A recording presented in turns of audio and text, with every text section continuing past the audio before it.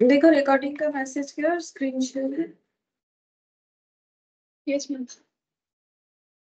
Yes ma'am. अच्छा ठीक है।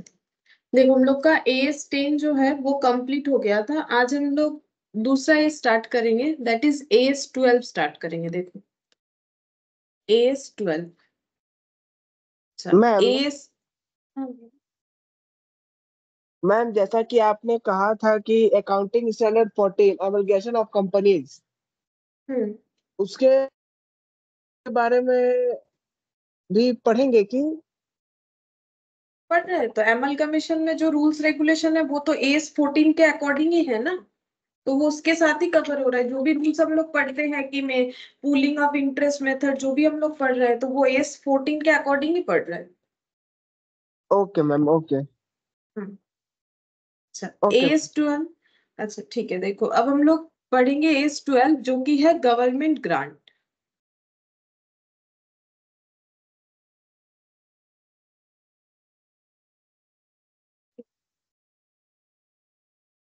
ये एस हमें क्या बताता है, देखो नाम से पता चल जाएगा। गवर्नमेंट से अगर हमें कोई ग्रांट मिलता है, ठीक है, हमें यानी कोई ऑर्गेनाइजेशन को अगर गवर्नमेंट से कोई ग्रांट मिलता है तो उसका ट्रीटमेंट अकाउंटिंग क्या होगा उसके लिए हमें गाइडेंस देता है AS12। ठीक है।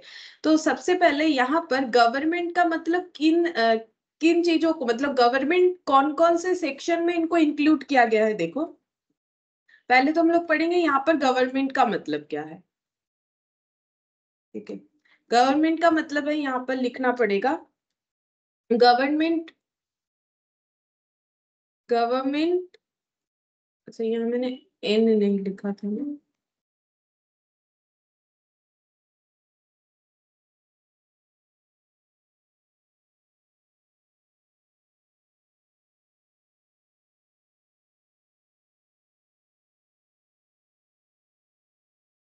गवर्नमेंट रेफर्स टू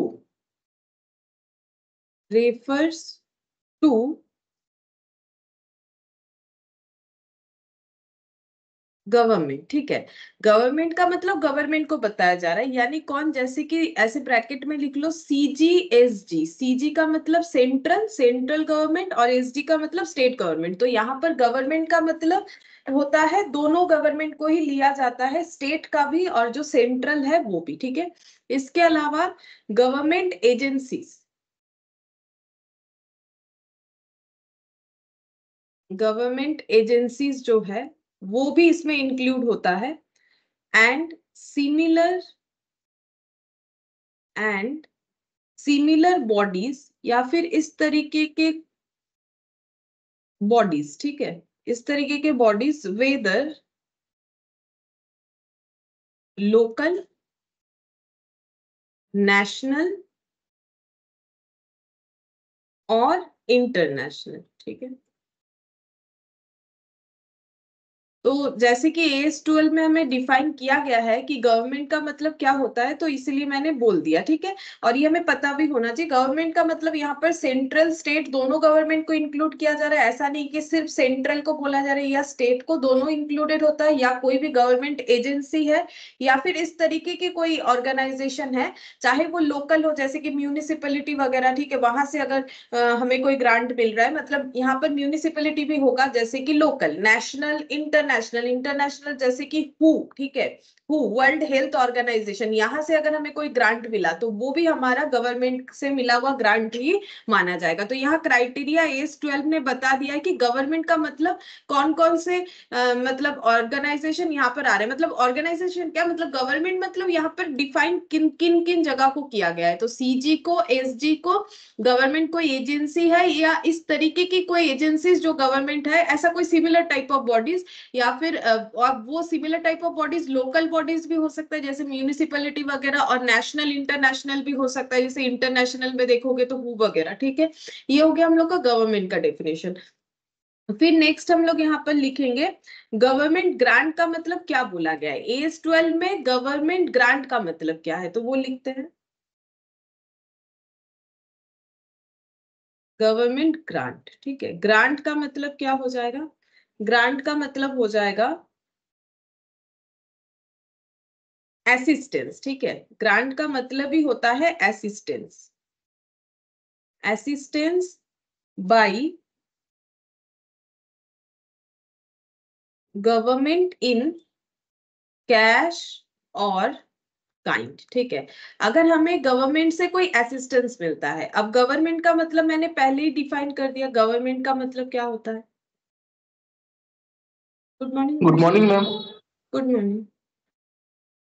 अच्छा देखो, तो यहाँ पर हम लोग एज 12 पढ़ रहे हैं, तो मैंने जस्ट अभी इतना लिखवाया, अभी ये नेक्स्ट वाला लिख रहे हैं। ठीक है, तो ये देखो, गवर्नमेंट ग्रांट का मतलब क्या होता है। गवर्नमेंट ग्रांट का मतलब होता है कि अगर हमें गवर्नमेंट से कोई असिस्टेंस मिल रहा है, ठीक है, अब वो असिस्टेंस कैसे मिल सकता है, कैश में मिल रहा है तो भी चलेगा, काइंड में मिल रहा है तो भी चलेगा, लेकिन किससे मिलना चाहिए असिस्टेंस, कैसे मिलना चाहिए, कैश और काइंड, किससे मिलना चाहिए, गवर्नमेंट से। गवर्नमेंट का मतलब क्या होता है यहाँ पर, गवर्नमेंट का मतलब यहाँ पर सेंट्रल गवर्नमेंट, स्टेट गवर्नमेंट, कोई गवर्नमेंट एजेंसीज या फिर लोकल गवर्नमेंट एजेंसीज भी है तो भी चलेगा, नेशनल इंटरनेशनल कोई भी चलेगा। ठीक है, तो इनसे अगर हमें कोई असिस्टेंस मिल रहा है कैश में या फिर काइंड में, तो हम लोग उसे बोलते हैं गवर्नमेंट ग्रांट। ठीक है, टू, इसके बाद इसको पूरा कर लेते, टू एंटरप्राइज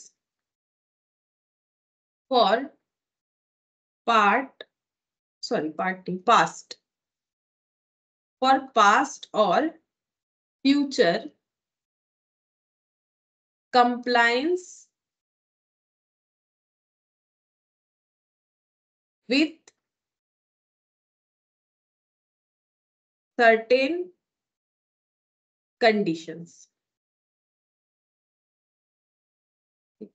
अब देखो, असिस्टेंस तो मिलेगा हमें गवर्नमेंट से तो ही गवर्नमेंट ग्रांट होगा, चाहे वो कैश में मिले या काइंड। पहले ये समझाते कैश और काइंड का मतलब क्या होता है। मतलब जैसे मान लो कि कोई ऑर्गेनाइजेशन मशीन लगाना चाह रहा है, ठीक है, 10 लाख रुपए का, ठीक है, तो गवर्नमेंट ने क्या किया, गवर्नमेंट ने बोला कि हम ही तुम्हें 10 लाख का मशीन दे देते हैं। अगर गवर्नमेंट ने हमें वो 10 लाख का मशीन दे दिया हमारे ऑर्गेनाइजेशन के लिए, तो वो काइंड में दे दिया। या फिर गवर्नमेंट ने बोला, मान लो मशीन 10 लाख का है, गवर्नमेंट बोल रही है ठीक है हम आपको असिस्ट कर देंगे, कितने से, मान लो 2 लाख रुपए से, तो 2 लाख हम लोग का क्या हो गया, ग्रांट का वैल्यू। और अगर गवर्नमेंट ने ही मशीन खरीद के दे दिया तो फिर वो हो जाता है काइंड में। ये हो गया काइंड और कैश का मतलब। अगर गवर्नमेंट हमें कैश दे देती है असिस्टेंट के तौर पे, असिस्टेंस के तौर पे, अब कितना देगी, अब वो तो देखो गवर्नमेंट के ऊपर डिपेंड करता है कि 10 लाख का मशीन है तो क्या 10 लाख ही दे रही है या 2 लाख दे रही है, 5 लाख, वो तो देखो जैसा जो कंडीशन होता है उसके अकॉर्डिंग। बाकी हमें यहाँ पर क्वेश्चन जैसे बोलेगा, ठीक है। अब पूरा मशीन का दाम देगी नहीं देगी वो तो हम भी नहीं बोल सकते, ठीक है, वो तो डिपेंड करता है कि क्या सोच रखा है गवर्नमेंट ने। तो पूरा भी दे सकती है, आधा भी दे सकती है, 50%, 20%, कुछ भी हो सकता है। वो तो हमें भी नहीं पता, वो गवर्नमेंट का पॉलिसी होता है। ठीक है, और कैश भी दे सकती है कि ठीक है आप पैसा ले लीजिए, काइंड भी दे सकती है यानी प्रोडक्ट ही परचेज करके दे सकती है। लेकिन ऐसे ही किसी को गवर्नमेंट ग्रांट यानी कि असिस्टेंस नहीं करती है। क्या करना पड़ेगा, बोल रहा है कि देखो assistance by government in cash और काइंड टू एंटरप्राइज, एंटरप्राइज को जो असिस्टेंस मिलता है वो क्यों मिलेगा, फॉर पास्ट और future compliance with certain conditions, कुछ कंडीशंस के साथ एक्ट पर होना पड़ता है। मतलब अगर हमें गवर्नमेंट से असिस्टेंस चाहिए तो उस असिस्टेंस को पाने के लिए जो भी कंडीशन उन्होंने रखा है, उन्होंने यानी गवर्नमेंट ने, गवर्नमेंट का मतलब ये सब को इंक्लूड हो जाएगा। ठीक है, अब हम लोग किससे ले रहे हैं, कौन से पॉलिसी के अंडर ले रहे हैं, मतलब वो पॉलिसी सीजी का है, एसजी का है, या कोई दूसरे गवर्नमेंट एजेंसीज का है, या फिर कोई लोकल मतलब म्यूनिसिपैलिटी की तरफ से मिल रहा है लोकल के लिए एग्जांपल के तौर पे, या नेशनल इंटरनेशनल कहां से मिल रहा है उसके ऊपर डिपेंड करता है। लेकिन जो सर्टेन कंडीशंस लगाए गए हैं वो फुलफिल करना पड़ेगा। या तो हम लोगों ने वो फुलफिल किया है तो हमें असिस्टेंस मिल रहा है, या फिर हम लोग वो फुलफिल करेंगे, ऐसा हम लोगों ने प्रॉमिस किया है तो असिस्टेंस मिल रहा है। यानी पास्ट में या तो हम लोगों ने कोई कंडीशन फुलफिल कर दिया था और अभी हमें असिस्टेंस मिल जाएगा, या फिर फ्यूचर में हम लोग कोई कंडीशन फुलफिल करेंगे जो कि गवर्नमेंट की तरफ से रखा गया है तो हमें असिस्टेंस यानी कि ग्रांट मिल सकता है। ठीक है, तो ऐसे ही किसी को भी गवर्नमेंट राह चलते ग्रांट नहीं दे देती है, ठीक है, कि आओ लेके चले जाओ, ऐसे नहीं होता है। ग्रांट मिलने के लिए जो भी कंडीशंस है वो फुलफिल होना चाहिए तो ही ग्रांट मिलता है, अदरवाइज ग्रांट नहीं मिलता है। ठीक है, बहुत सारा अलग अलग टाइप का ग्रांट होता है ना, जैसे मान लो बीपीएल के लिए होता है, अलग अलग बहुत सारा ग्रांट होता है। जैसे अगर शहर में अभी नया नया बहुत सारा स्कीम भी आया है, जैसे अगर किसी को प्रॉपर्टी खरीदना है शहर में, तो उसका अलग अलग प्रोविजंस होता है, कुछ असिस्टेंस मिल रहा है, हर बार नया नया पॉलिसीज लाया जाता है कि इतना आपको छूट मिलेगा, ठीक है।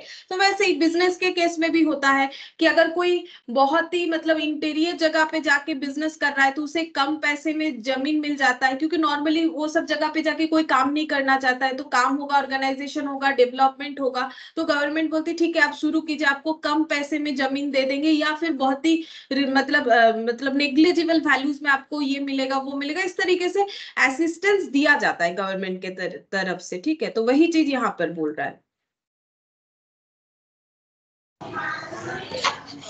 Good morning. Good morning.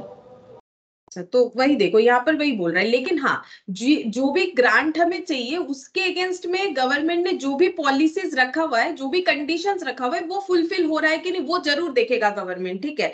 कि अगर फुलफिल हो रहा है क्राइटेरिया तो मिल जाएगा, ठीक है। अगर क्राइटेरिया फुलफिल हो रहा है तो मिल जाएगा। जैसे तुम लोगों को मान लो स्कॉलरशिप मिलता है, हम नॉर्मली बोल रहे हैं, जैसे मान लो होता है ना कि अगर हम लोग इतना परसेंटेज होगा तो हम लोग का एडमिशन फीस में इतना कम हो जाएगा, ठीक है। तो ये क्या है, असिस्टेंस है, ठीक है, असिस्टेंस मिल रहा है। जैसे मान लो अगर हम लोग का जो मतलब नॉर्थ ईस्ट के जो स्टेट है ना, जैसे कि मान लो मणिपुर, त्रिपुरा, ये सब में सीएस के केस में क्या रखा है ना, सीएस के केस में ऐसे रखा है कि उनका एडमिशन फीस मतलब इंस्टीट्यूट में रजिस्ट्रेशन करने का उनका फीस कम रखा गया है, क्योंकि देखो उनके वहां उतना फैसिलिटीज नहीं होता है, बहुत सारा रीजन है, ठीक है। तो उनके डेवलपमेंट के लिए उनको ऐसा दिया गया है कि अगर आप नॉर्थ ईस्ट से हो तो आपका एडमिशन फीस बाकी लोगों से कम लगेगा, ठीक है। ऐसे अलग अलग बहुत सारा मतलब असिस्टेंस गवर्नमेंट की तरफ से होता है। ये मैंने तुम लोग का स्टूडेंट लोगों का बोला थोड़ा सा मतलब समझाने के लिए एग्जाम्पल के तौर पे, लेकिन हम लोग यहाँ पर मेनली बिजनेस के बारे में ही पढ़ेंगे कि कोई मशीन खरीद रहा है तो उसने कितना ग्रांट मिला है, उसको कैश में मिला, काइंड में मिला, वो देखना पड़ेगा हम लोग को यहाँ पर। अच्छा, अब यहाँ पर नेक्स्ट इसमें एड ऑन करो कि grant is also called, grant को और क्या क्या बोला जाता है, grant is also called subsidy, ठीक है, सब्सिडी भी बोलते हैं, सब्सिडीज बोलते हैं, इंसेंटिव्स भी बोलेंगे यहाँ पर, ठीक है। नॉर्मली तुम लोग इंसेंटिव्स का लैंग्वेज जो सुनते हो वो पेमेंट के केस में सुनते हो कि कोई काम करे, कोई इम्प्लॉय कोई इंसेंटिव होता है, लेकिन यहाँ पर ग्रांट का मतलब देखो AS12 बोल रहा है ना, तो हमें मानना पड़ेगा ग्रांट का मतलब होता है, सब्सिडीज भी बोलते हैं, ये तो तुम लोग सुनते ही हो, सब्सिडीज मिला है, ठीक है। सब्सिडी होता है, इंसेंटिव होता है, या फिर और एक नाम से बोला जाता है that is duty drawback, duty drawback etcetera, ठीक है। ड्यूटी ड्रॉबैक कब होता है पता है, ड्यूटी ड्रॉबैक का मतलब है कि अगर मान लो किसी ने इंपोर्ट किया, कोई प्रोडक्ट को इंपोर्ट किया पहले, ठीक है, ये मान लो है मिस्टर ए, इन्होंने प्रोडक्ट को इंपोर्ट किया, इंपोर्ट करने से देना पड़ता है इनको, गवर्नमेंट को देना पड़ता है इंपोर्ट ड्यूटी, ठीक है। अब इंपोर्ट ड्यूटी देके इन्होंने प्रोडक्ट इंपोर्ट कर लिया, अब वही सेम प्रोडक्ट को, मान लो ये वाला प्रोडक्ट इंपोर्ट किया, इसी सेम प्रोडक्ट को अगर वो एक्सपोर्ट कर देते हैं, ठीक है, अगर वो एक्सपोर्ट कर दे, क्योंकि हमें पता है एक्सपोर्ट करना हमारे मतलब इकोनॉमी के लिए अच्छा है, ठीक है, इंपोर्ट करना तो उतना अच्छा नहीं होता है, तो इंपोर्ट करने से इंपोर्ट ड्यूटी लगता है। तो अगर उसी प्रोडक्ट को, इंपोर्टेड प्रोडक्ट को अगर हम लोग एक्सपोर्ट करते हैं, तो जो इंपोर्ट ड्यूटी हम लोगों ने पे किया था इंपोर्ट करते वक्त, वो हमें रिफंड मिल जाता है, ठीक है, मतलब हमें वो वापस कर दिया जाता है, तो इसको बोला जाता है ड्यूटी ड्रॉबैक। मतलब अगेन हम लोग बोल सकते हैं ना कि हमें क्या मिला, हम लोगों ने जो पैसा दिया तो वो वापस मिल गया, तो वही चीज, मतलब यहाँ पर गवर्नमेंट ने कुछ दिया नहीं, लेकिन हम लोगों ने जो दिया था वही हमें रिटर्न कर दिया, मतलब अगेन हम लोग ग्रांट बोल सकते हैं ना कि हमारा इंपोर्ट ड्यूटी जो है मतलब कैंसिल आउट हो गया, तो इसको बोलते हैं ड्यूटी ड्रॉबैक। तो ग्रांट का मतलब सब्सिडीज, इंसेंटिव, ड्यूटी ड्रॉबैक, ये सब बोला जा सकता है। नेक्स्ट लिखेंगे रिकॉग्निशन, कैसे करके हम लोग ग्रांट को बुक्स ऑफ अकाउंट्स में रिकॉग्नाइज करें। जैसे कि तुम लोग देख सकते हो, हम लोग AS10 जब कर रहे थे तब भी हम लोगों ने देखा था कि कैसे करके हम लोग फिक्स्ड एसेट को रिकॉग्नाइज करते हैं, तो वहां पर भी हम लोगों ने रूल्स देखा था। पहले हम लोग देखेंगे कि जो फिक्स्ड एसेट हम लोग परचेज कर रहे हैं उससे हमें क्या उसका बेनिफिट हमें फ्यूचर में कितने दिन मिल रहा है, ठीक है, और रिलायबली हम लोग उसका कॉस्ट मेजर कर पा रहे हैं कि नहीं। फिर कॉस्ट को हम लोगों ने देखा था कितने कैटेगरी में हम लोग डिवाइड करते हैं। परचेज कॉस्ट एक होता है अगर हम लोग फिक्स्ड एसेट परचेज करते हैं, दूसरा होता है अगर हम लोग फिक्स्ड एसेट खुद से बनाते हैं सेल्फ कंस्ट्रक्टेड, या फिर हम लोग एक चीज के बदले दूसरे चीज के मतलब एक कुछ दे के दूसरा कुछ ले रहे हैं, ठीक है, मतलब एक्सचेंज में फिक्स्ड एसेट ले रहे थे। ये सब देखा था कि कैसे करके हम लोग बुक्स ऑफ अकाउंट्स में रिकॉग्नाइज कर सकते हैं अपने एसेट को। सेम उसी तरीके से जो गवर्नमेंट से जो ग्रांट मिलेगा, चाहे वो कैश में मिले काइंड में मिले, तो उसको हम लोग अपने बुक्स ऑफ अकाउंट्स में कैसे रिकॉर्ड करेंगे। तो लिखो, when there is a reasonable assurance that, पहला, the enterprise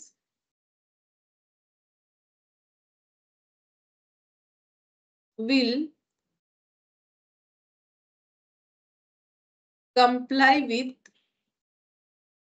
the conditions attached with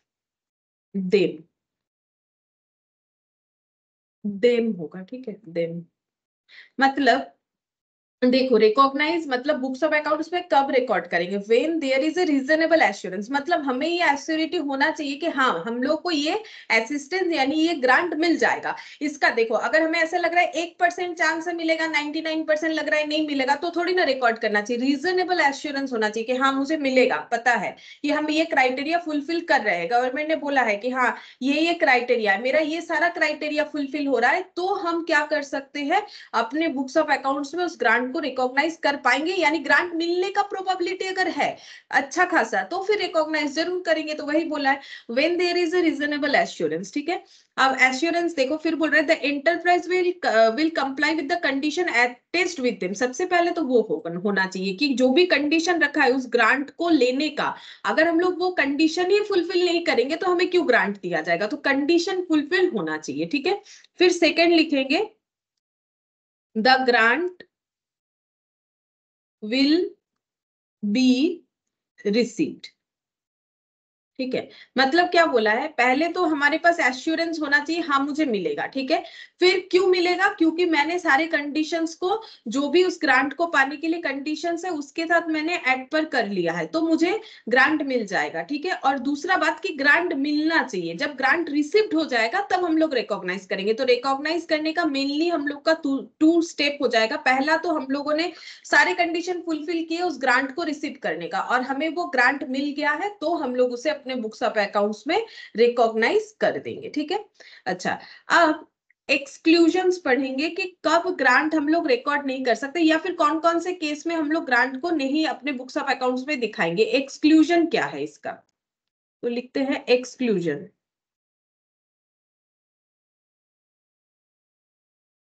exclusion में लिखो, the standard is not deal with. क्या क्या इस स्टैंडर्ड के अंडर कवर नहीं होगा। पहला, पहला लिखो, government assistance other then in the form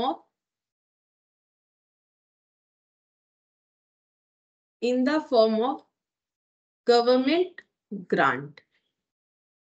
और सेकेंड लिखो, फिर दोनों ही समझा देंगे point. Government participation, government participation in the ownership of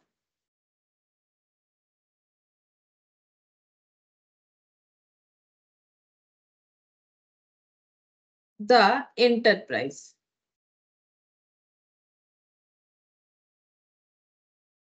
ठीक है, क्या बोला है देखो, एक्सक्लूजन क्या है, बोल रहा है कि ये स्टैंडर्ड कौन से दो बातों पे डील नहीं करता है। पहला बोल रहा है कि गवर्नमेंट असिस्टेंस हमें मिल रहा है other then in the form of government grant. Government grant के अलावा अगर हमें गवर्नमेंट से कोई असिस्टेंस मिल रहा है तो AS12 उसे कवर नहीं करता है। क्यों नहीं करता है? क्योंकि ये सिर्फ गवर्नमेंट ग्रांट के बारे में ही बात करता है। और ग्रांट का मतलब क्या हो जाएगा, ये देखो, ग्रांट का मतलब कोई एक कंडीशन होगा जिसको पास्ट में फुलफिल करके रखना चाहिए तो आज असिस्टेंस मिलेगा, या फ्यूचर में फुलफिल करना पड़ेगा इस असिस्टेंस को पाने के लिए, तब हम लोग उसे बोलते हैं गवर्नमेंट ग्रांट। और ग्रांट को हम लोग सब्सिडी बोल सकते हैं। अगर हमें सब्सिडी मिल रहा है तो वो भी गवर्नमेंट ग्रांट है, मतलब गवर्नमेंट से मिलना चाहिए ऑब्वियसली। और गवर्नमेंट का मतलब इन सब लोगों से मिलना चाहिए, इन सब लोगों में से कोई भी एक से मिलेगा तो गवर्नमेंट ग्रांट ही माना जाएगा। या फिर कोई इंसेंटिव मिल रहा है या ड्यूटी ड्रॉबैक्स मिल रहा है, ठीक है। लेकिन अगर गवर्नमेंट असिस्टेंस मिल रहा है हमें कुछ, लेकिन वो गवर्नमेंट ग्रांट नहीं है, तो AS12 में वो कवर नहीं होगा, ठीक है। दूसरा, government participation in the ownership of the enterprise, मतलब जिस एंटरप्राइज को, मान लो ये जो कंपनी है, ये जो मैंने यहाँ पर कंपनी बनाया, इसको गवर्नमेंट से ग्रांट मिलेगा, लेकिन अगर इसमें गवर्नमेंट का ओनरशिप है, जैसे कि तुम लोग सब्सिडियरी होल्डिंग वाला रिलेशन जानते हो, मान लो इस कंपनी का मोर देन 50% शेयर, ठीक है, more than 50% share government hold करके रख रही है, मतलब इसमें गवर्नमेंट का ही ओनरशिप है, तो गवर्नमेंट बोल रही है हम ग्रांट दे रहे हैं। अब वो खुद ही खुद को ग्रांट नहीं दे सकती है। अगर कोई ऑर्गेनाइजेशन फुल्ली गवर्नमेंट है, ठीक है, या फिर पार्टली गवर्नमेंट है, जैसा भी हो, फुल्ली हो या पार्टली गवर्नमेंट हो, तो अगर गवर्नमेंट से कोई ग्रांट जा रहा है, ठीक है, कोई ग्रांट मिलने वाला है, तो इन सब लोगों को कभी नहीं मिल सकता है, क्योंकि कोई खुद ही खुद को ग्रांट नहीं दे सकता है। गवर्नमेंट बोलेगा हम खुद ही खुद को ग्रांट दे रहे हैं, नहीं। आप गवर्नमेंट हो, आपको ग्रांट देना ही है, तो बाकी किसी को तो हम लोग खुद ही खुद को कैसे ग्रांट दे देंगे, मतलब गवर्नमेंट की तरफ से बोल रहे हैं। तो वही बोल रहा है कि अगर गवर्नमेंट जो है वो गवर्नमेंट पार्टिसिपेशन है अगर किसी बिजनेस में, किसी ऑर्गेनाइजेशन में या फिर किसी एंटरप्राइज में, तो फिर वो ग्रांट रिसीव नहीं कर पाएगा वो ऑर्गेनाइजेशन, ठीक है। वो AS12 में मना कर दिया है। तो AS12 ने बोला है कि कौन से दो चीज ये कवर नहीं करते, गवर्नमेंट ओनरशिप वाला कोई ऑर्गेनाइजेशन गवर्नमेंट ग्रांट रिसीव नहीं कर पाएगा, चाहे पार्टली हो चाहे फुल्ली हो। और दूसरा बात यह है कि गवर्नमेंट असिस्टेंस मिल रहा है, लेकिन उसका जो फॉर्म है वो गवर्नमेंट ग्रांट नहीं है, कुछ और है, ठीक है। तो कुछ और यहाँ पर कवर नहीं हो पाता है, इसीलिए AS12 इसको भी मना कर रखा है।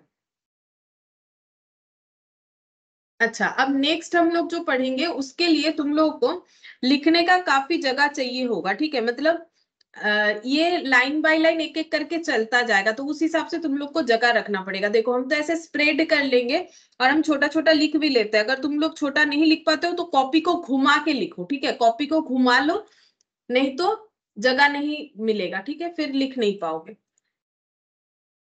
अच्छा, अब यहाँ पर लिखेंगे सबसे पहले, हेडिंग करो, बीचों बीच, कॉपी के बीचों बीच हेडिंग करो अकाउंटिंग, मतलब हम पूरा एक समरी बना देंगे, उसी से हम लोग सारा क्वेश्चन कर सकते हैं। Accounting for government grant, bracket में लिखो AS12। अच्छा, इसके नीचे लिखो assistance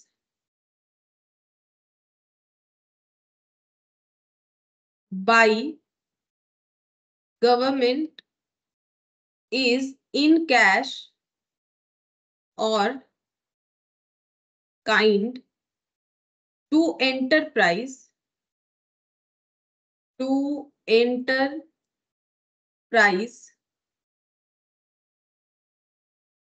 for compliance with, for compliance with certain conditions, with certain conditions, ठीक है। तो पहले मैंने जो अभी तक पढ़ा उसको मैंने ऐसे छोटे छोटे लिख दिया कि अकाउंटिंग फॉर, अब इससे ना हम लोग एक एक करके पार्ट पार्ट करके पॉइंट निकालेंगे, ठीक है। तो accounting for government grant AS12 हम लोग पढ़ रहे हैं, जहां पर हम लोग क्या देख रहे हैं, असिस्टेंस करेगा हमें गवर्नमेंट इन कैश और काइंड टू एंटरप्राइज, उन सब एंटरप्राइज को करेगा जो कि कुछ कंडीशन के साथ एक्ट पर हो पा रहे हैं, जो इनके तरफ से स्पेसिफिकली बोला गया था, ठीक है। अब इसका हम लोग मेनली कितना पार्ट करेंगे, मेनली हम लोग का 4 पार्ट्स होगा, ठीक है। पहले इसका हम लोग मेनली 4 पार्ट्स करेंगे।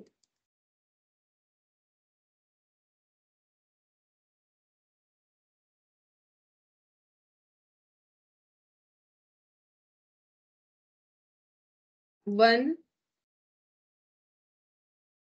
2 3 और ये 4, ठीक है। पहले वाले में लिखो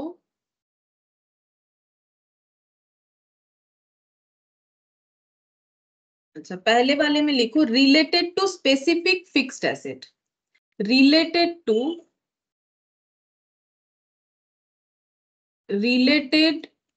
टू स्पेसिफिक फिक्स्ड एसेट। फिर नेक्स्ट वाले में लिखना है, लेकिन नेक्स्ट वाले में हटा के लिखो क्योंकि इसका ही हमारा आगे जाके दो पार्ट होगा और उसमें से एक का फिर आगे 2 पार्ट होगा, ठीक है, उस हिसाब से लिखना है। अब यहाँ पर लिखते हैं रिलेटेड टू रेवेन्यू, सेकेंड वाले में रिलेटेड टू रेवेन्यू।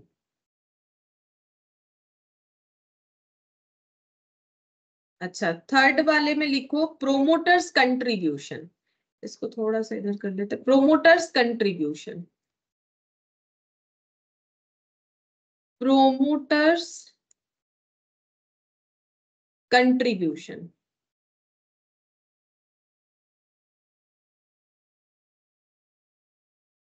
और इसमें लिखेंगे नॉन मॉनिटरी गवर्नमेंट ग्रांट, ठीक है।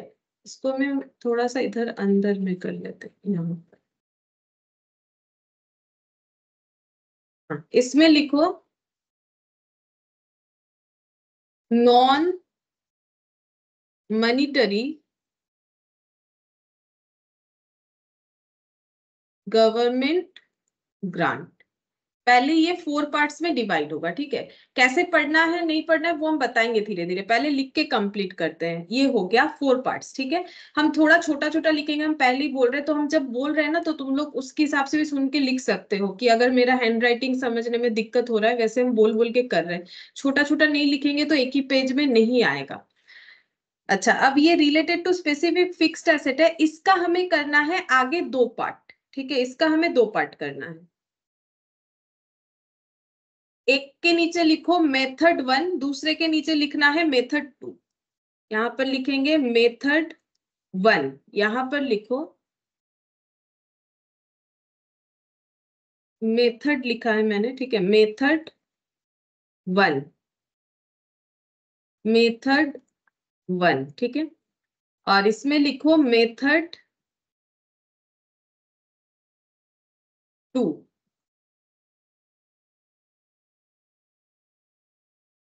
मेथड 2, ठीक है। अच्छा, मेथड 1 में लिखना है, मेथड 1 में लिखो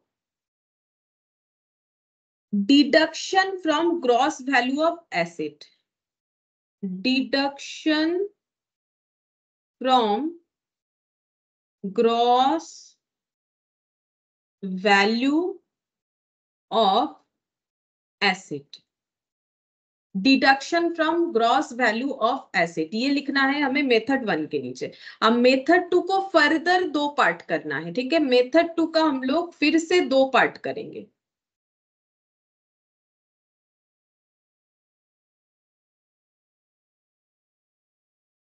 एक में लिखना है डेप्रिशिएबल एसेट, दूसरे में लिखना है नॉन डेप्रिशिएबल एसेट। तो डेप्रिशिएबल एसेट और इसमें लिखना है नॉन डेप्रिशिएबल एसेट, ठीक है। हम फिर से बोल देते हैं मैंने क्या लिखा, इधर लिखा है डेप्रिसिएबल एसेट, ठीक है, डेप्रिसिएबल एसेट, DEPRE, ठीक है। एक में लिखना है डेप्रिशिएबल एसेट, एक में लिखना है non depreciable asset. Depreciable asset के नीचे लिखना है हम लोग को ऐसे डेफर्ड इनकम, एरो देके लिखना है डेफर्ड इनकम, डेफर्ड इनकम। और इसके नीचे एरो देके लिखना है कैपिटल रिजर्व, कैपिटल रिजर्व, ठीक है। अच्छा, ये डेफर्ड इनकम के नीचे हम लोग को लिखना है ब्रैकेट देके, ब्रैकेट देके लिखो systematic basis that is ratio of depreciation, systematic basis, that is ratio of depreciation, ठीक है, that is ratio of depreciation. ये हम लोग का इस पार्ट के लिए है, ठीक है, ये देखो ये इस पार्ट के लिए, ये इसमें नहीं जा रहा है। कैपिटल रिजर्व अगर मेरा इधर आ गया है, अगर दिक्कत होता है तो हम एक काम करते हैं, कैपिटल रिजर्व को थोड़ा सा और हटा के लिख देते हैं, नॉन डिप्रिशिएबल एसेट यहाँ पर लिख देते हैं कैपिटल रिजर्व, दूसरे कलर से लिख देते हैं कैपिटल रिजर्व, ठीक है, तो समझने में कोई दिक्कत नहीं होगा। तो मैंने लिखा है डेप्रिशिएबल एसेट, उसके नीचे लिखा है डेफर्ड इनकम, फिर लिखा है systematic basis that is ratio of depreciation, और यहाँ पर लिखा है मैंने कैपिटल रिजर्व, ठीक है, यहाँ पर मैंने कैपिटल रिजर्व लिखा है। अच्छा बस, अब इसके नीचे और कुछ नहीं आएगा। रिलेटेड टू रेवेन्यू में लिखना है, इसमें लिखो अदर इनकम और डिडक्शन, यहां से लिखते हैं अदर इनकम और डिडक्शन फ्रॉम रिलेटेड एक्सपेंसेस, बस इसमें इतना ही लिखना है। अदर इनकम और डिडक्शन, अदर इनकम और डिडक्शन, अदर इनकम और deduction from related expenses, other income और डिडक्शन फ्रॉम रिलेटेड एक्सपेंसेस। अच्छा अब इसमें प्रोमोटर्स कंट्रीब्यूशन, इसमें एरो दे के लिखो, इसमें एरो दे के लिखो कैपिटल रिजर्व, कैपिटल रिजर्व, फिर इसके नीचे ब्रैकेट में लिखना है can't be distributed as, can't be distributed as, can't be distributed as dividend nor considered as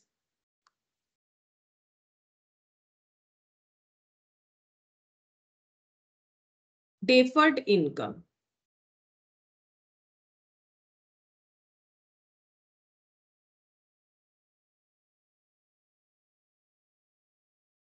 can't be distributed as dividend nor considered as deferred income, ये दिक्कत नहीं होगा लिखने में, ये काफी बड़ा बड़ा ही मैंने लिख दिया है, इसमें जगह है तो मैंने इस हिसाब से लिख दिया। अच्छा अब ये लास्ट वाला पॉइंट, ठीक है, लास्ट वाले पॉइंट में हमारा दो पार्ट होना चाहिए, ठीक है, इसमें हम लोग का दो पार्ट होगा फिर से।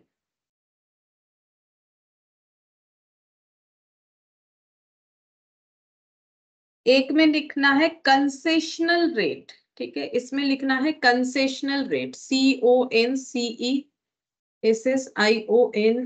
कंसेशनल रेट, और इधर लिखना पड़ेगा free of cost, free of cost, और इस कंसेशनल रेट के नीचे एरो देके लिखना है एक्विजिशन कॉस्ट,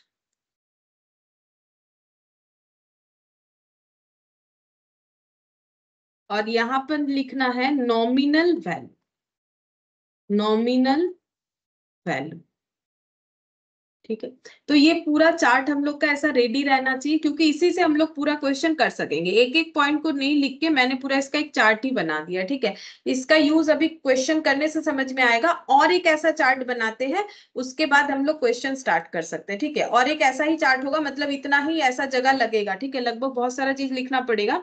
अब उसको भी प्रिपेयर कर लेते हैं, इधर इसको लिखो रिफंड ऑफ ग्रांट, इसका हेडिंग है, जैसे ये क्या था, ये था हम लोग का, देखो ये एक्चुअली लिखा क्या है हम लोगों ने, कि हम लोगों को अगर ग्रांट मिल रहा है एज पर कंडीशंस, तो अगर वो फिक्स्ड एसेट के लिए मिल रहा है तो क्या ट्रीटमेंट होगा, वो अगर रेवेन्यू अर्निंग के लिए मिल रहा है तो क्या होगा, प्रोमोटर्स कंट्रीब्यूशन, ये जिसमें से सबसे इंपॉर्टेंट ये वाला है, ठीक है, सबसे इंपॉर्टेंट ये वाला पार्ट है। फिक्स्ड एसेट के लिए ग्रांट मिलने से क्या होगा, हमारा मैक्सिमम क्वेश्चन इसी के ऊपर है, लेकिन ये सब भी एज 12 कवर करता है, लेकिन क्वेश्चन इसी से आता है, ठीक है, फिर भी हमें सारा चीज ही पढ़ना पड़ेगा, लेकिन तुम लोग को क्वेश्चन यहां से मिलेगा ज्यादा, सबसे ज्यादा इंपॉर्टेंट यही वाला है, फर्स्ट वाला पॉइंट। अच्छा अब नेक्स्ट लिखते हैं refund of grant, refund of grant, refund भी करना पड़ सकता है। मतलब क्या होता है ना, हम लोगों ने पास्ट में कोई क्राइटेरिया फुलफिल किया था, हमें ग्रांट मिल गया, ये एक होता है। और एक ऐसा भी तो होता है कि फ्यूचर में कोई क्राइटेरिया फुलफिल करना पड़ेगा वो ग्रांट रिसीव करने के बाद, लेकिन अगर हम लोग वो करने में फेलियर हो जाते हैं तो गवर्नमेंट हमसे पैसा वापस भी मांग सकता है कि भाई पैसा वापस करो, ठीक है। तो इसके लिए इसका जो रूल्स है वो हम लिखवा रहे हैं। रिफंड ऑफ ग्रांट यहाँ पर लिखो, to be treated as, to be treated as extraordinary item as per AS 5, ठीक है। AS 5 के अंडर इसे हम लोग एक्स्ट्रा ऑर्डिनरी आइटम बोलते हैं। एक्स्ट्रा ऑर्डिनरी आइटम तुम लोगों ने कहाँ सुना होगा? देखो सभी ने कंपनी अकाउंट्स तो कभी ना कभी किया होगा, ठीक है, 11-12 में। लेकिन क्या होता है ना, वहां एक्स्ट्रा ऑर्डिनरी आइटम के बारे में हमें ज्यादा बताया नहीं जाता क्योंकि हमारा रेलिवेंट नहीं होता, एक्स्ट्रा ऑर्डिनरी आइटम पूछता नहीं है उतना, ठीक है।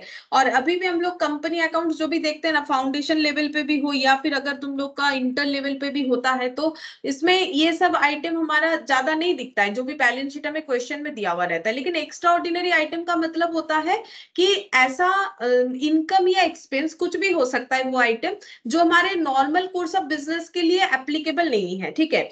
जैसे कि मान लो ये तो एक रिफंड ऑफ ग्रांट तो हो ही गया, जैसे कि हम लोगों को ग्रांट मिला तो वो हम लोग रिटर्न कर रहे हैं, तो वो हम लोग का एक्स्ट्रा ऑर्डिनरी आइटम है। क्योंकि ग्रांट तो हम लोगों ने कैसे मिला होगा, कोई सर्टेन कंडीशन फुलफिल करने के लिए, ना तो वो हमारा रेवेन्यू इनकम है ना तो वो हमारा कैपिटल इनकम है, और ना ही तो रिटर्न जब कर रहे हैं हमारा रेवेन्यू एक्सपेंस या कैपिटल एक्सपेंसेस है। इसे एक्स्ट्रा ऑर्डिनरी आइटम बोलते हैं। और भी एक्स्ट्रा ऑर्डिनरी आइटम का अगर एग्जांपल चाहिए तो जैसे कि देखो, अगर हम लोगों को क्या हुआ है, जैसे इंश्योरेंस क्लेम रिसीव हुआ है, ठीक है, तो वो भी हम लोग का क्या होता है ना, एक्स्ट्रा ऑर्डिनरी आइटम होता है। इंश्योरेंस क्लेम अगर रिसीव होता है, या फिर फ्लड हुआ था उसके लिए जो लॉस हुआ उसके लिए गवर्नमेंट कंपेंसेशन दे रही है, तो ये सब आइटम को एक्स्ट्रा ऑर्डिनरी आइटम बोलते हैं, ठीक है। और इसका पूरा का पूरा लिस्ट हमें AS 5 में मिलता है, तो AS 5 कभी करेंगे तो वहां पर तुम लोग देखना कि एक्स्ट्रा ऑर्डिनरी आइटम क्या होता है। लेकिन अगर हम लोग ग्रांट को रिफंड कर रहे हैं तो ये एक एक्स्ट्रा ऑर्डिनरी आइटम माना जाएगा, ठीक है। अब इसका हम लोग कितना पार्ट करेंगे?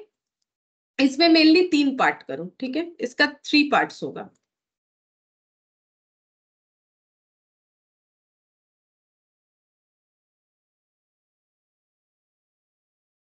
ठीक है, पहला हो जाएगा related to specific fixed asset, related to specific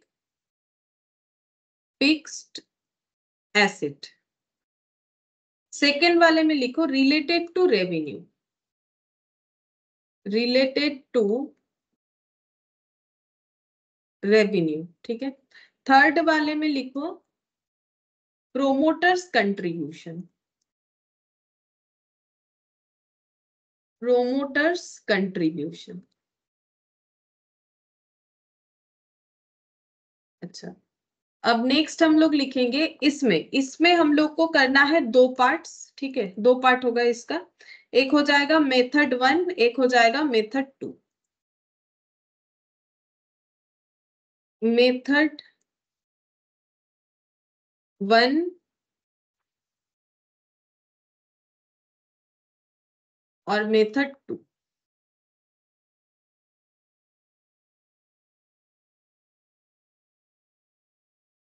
अच्छा, मेथड 1 में हम लोग को यहाँ पर 3 पॉइंट लिखना पड़ेगा यहाँ पर, ठीक है। पहला, increase value of asset, increase value of assets,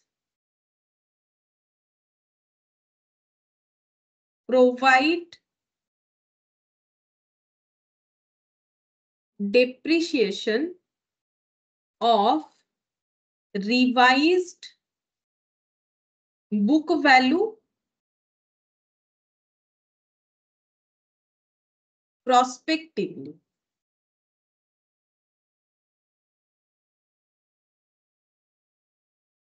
अच्छा, और मेथड 2 में लिखो, अच्छा मेथड 2 लिखने के पहले इसका पहले 2 पार्ट करना पड़ेगा। मेथड 2 का दो पार्ट होगा, एक हो जाएगा डेप्रिशिएबल एसेट और एक हो जाएगा non depreciable asset. Depreciable asset, एक हो जाएगा नॉन डेप्रिसिएबल एसेट। अगर डेप्रिसिएबल एसेट है, ठीक है, अगर डेप्रिसिएबल एसेट है तो क्या होगा, तो लिखो first utilise unamortised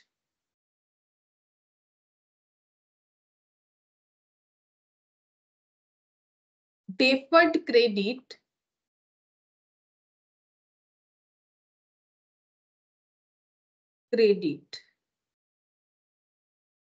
deferred credit comma excess transfer to PL account, ठीक है। और इसमें लिखना पड़ेगा normal depreciable asset reduce capital reserve, reduce capital reserve, reduce capital reserve, ठीक है। अच्छा, अब ये दोनों में क्या लिखना पड़ेगा, अच्छा इसमें लिखना है एरो देके first utilise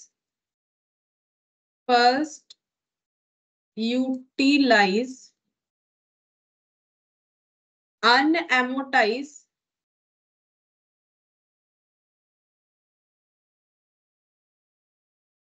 deferred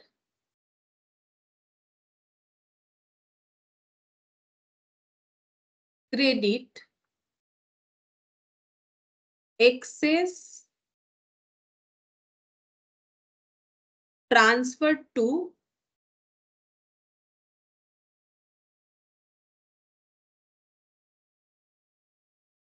profit and loss account. First utilise unamortised deferred credit excess comma देके excess transfer to PL account, और इसमें लिखना है reduce capital reserve, reduce capital reserve, ठीक है। तो मेन दो हम लोग का जो चार्ट है वो मैंने कंप्लीट करवा दिया कि रिफंड ऑफ ग्रांट होने से क्या ट्रीटमेंट होना चाहिए, और इधर अगर हम लोग का ग्रांट जब रिसीव हो रहा है तो क्या ट्रीटमेंट होना चाहिए, ठीक है।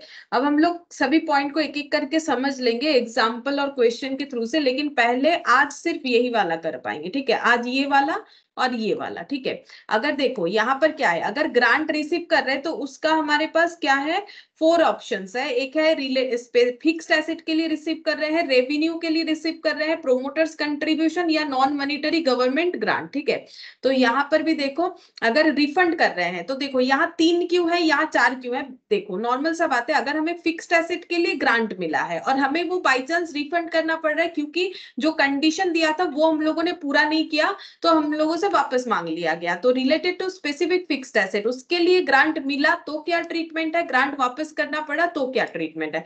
तो ग्रांट मिला तो उसमें देखो 2 मेथड है, मेथड 1 मेथड 2।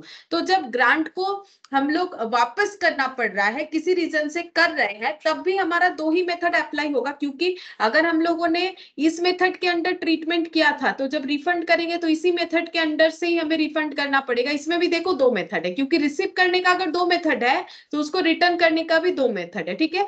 और मेथड 2 में देखो 2 तरीके का दिया है, डेप्रिशिएबल नॉन डेप्रिशिएबल। यहाँ भी देखो रिफंड करने का केस में भी डेप्रिशिएबल नॉन डेप्रिशिएबल, ठीक है।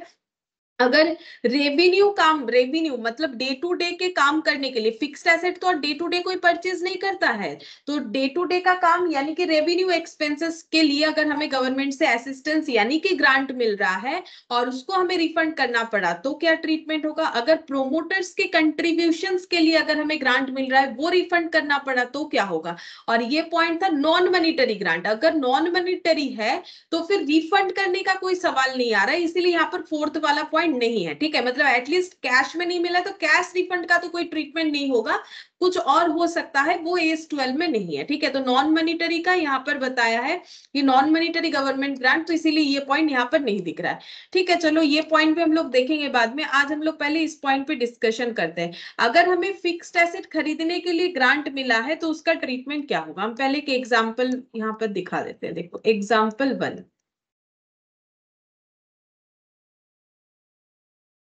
मेथड 1 पे दिखाएंगे, ठीक है, पहले मेथड 1, ठीक है। मेथड 1 का मतलब ये वाला बता रहे हैं, ठीक है, एक ही तो है जिसमें 2 मेथड है, इसमें बाकी सब तो सिंगल सिंगल है।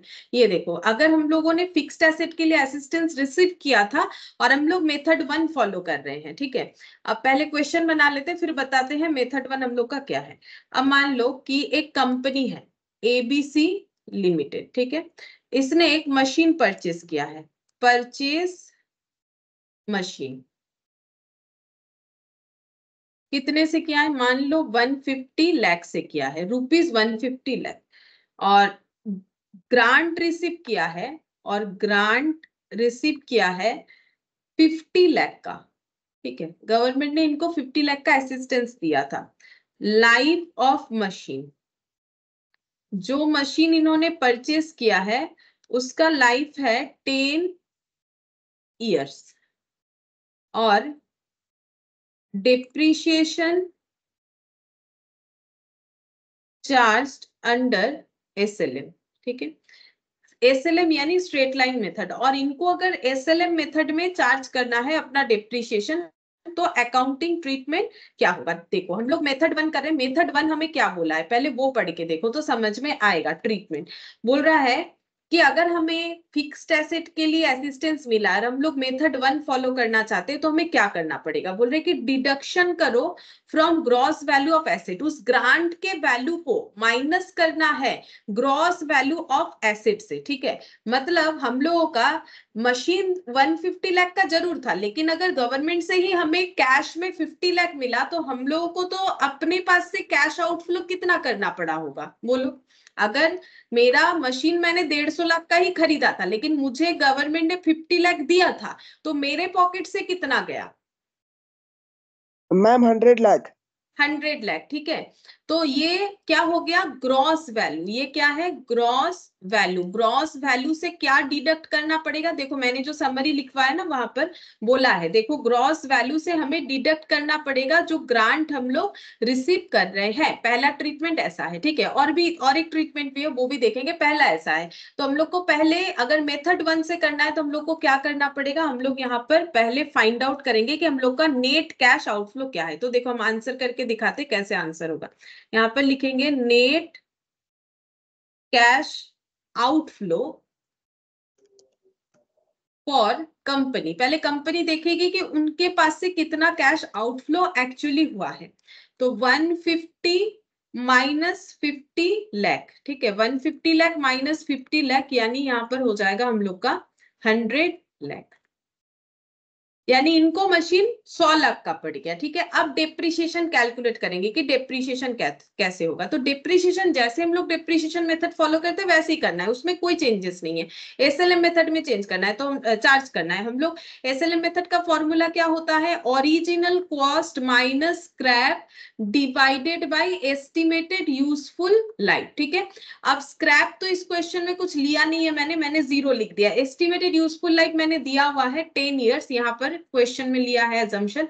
अब ओरिजिनल कॉस्ट कितना लेना पड़ेगा, तो एस हमें बोल रहा है हमें जितना का पड़ा उतना ही लेना पड़ेगा अगर हम लोग मेथड 1 फॉलो करते हैं, यानी 100 लाख, ठीक है। यहाँ पर हम लोग 150 लाख नहीं लेंगे। क्यों नहीं लेंगे, क्योंकि हम लोग क्या करते हैं, डिप्रिसिएशन का मतलब है हम लोगों का जितना कॉस्ट लगता है उसे over the year right of करते जाते हैं। जब हमें 150 लाख लगा ही नहीं है तो डिप्रिसिएशन 150 लाख पे क्यों लगाए, हम लोग 100 लाख पे ही लगाएंगे, ठीक है। ये मेथड 1 में यही बोला गया है। तो हम लोग इस पे अगर डिप्रिसिएशन लगाते हैं तो हम लोग का डिप्रिसिएशन आ जाएगा 10 लाख पर एनम, है ना, ₹10 लाख पर एनम हम लोग का डिप्रिसिएशन आ जाएगा। अब अगर इस चीज के बाद मतलब ये मान लो हम लोगों ने एसेट खरीद लिया, डिप्रिसिएशन लगाया, अब अगर हम लोग फाइनल अकाउंट्स बना रहे हैं यानी एक PL और बैलेंस शीट बना रहे हैं, तो PL बैलेंस शीट में ये कैसे दिखेगा, देखो अगर हम यहाँ पर एक PL बनाते हैं, और यहाँ पर एक छोटा सा बैलेंस शीट बना रहे समझाने के लिए, ठीक है। कंपनी का ऐसे टी शेप में होता नहीं है बैलेंस शीट वैसे। तो यहाँ पर लिखेंगे टू डेप्रिसिएशन, ठीक है। डेप्रिसिएशन कितना लिखेंगे, 10 लाख जितना लगाया है। और बैलेंस शीट कैसे दिखेगा, बैलेंस शीट में लिखना पड़ेगा मशीन हम लोग का कितने का है, 100 लाख का है, माइनस कर देंगे डेप्रिसिएशन। डेप्रिसिएशन है 10 लाख का, तो हम लोग को वैल्यू दिखेगा 90 लाख, ठीक है। तो ये हम लोग का इस तरीके से दिखेगा। तो यहाँ पर ट्रीटमेंट यही बोल रहा है कि अगर हम लोग मेथड 1 फॉलो कर रहे हैं तो हमें क्या करना पड़ेगा, ग्रॉस वैल्यू से रिसीव्ड ग्रांट अमाउंट को हमें डिडक्ट करना पड़ेगा, और डेप्रिसिएशन भी हमारा ओरिजिनल कॉस्ट यहाँ पर कौन सा माना जाएगा, जो हम लोग का कैश आउटफ्लो हो रहा है, ठीक है। अब यही क्वेश्चन को, सेम इसी क्वेश्चन को अगर हम लोग मेथड 2 से करते हैं तो देखो क्या होगा। यहाँ पर नेक्स्ट लिखते हैं एग्जाम्पल 2, ठीक है। ABC limited purchase machine for 150 lakh, grant मिला है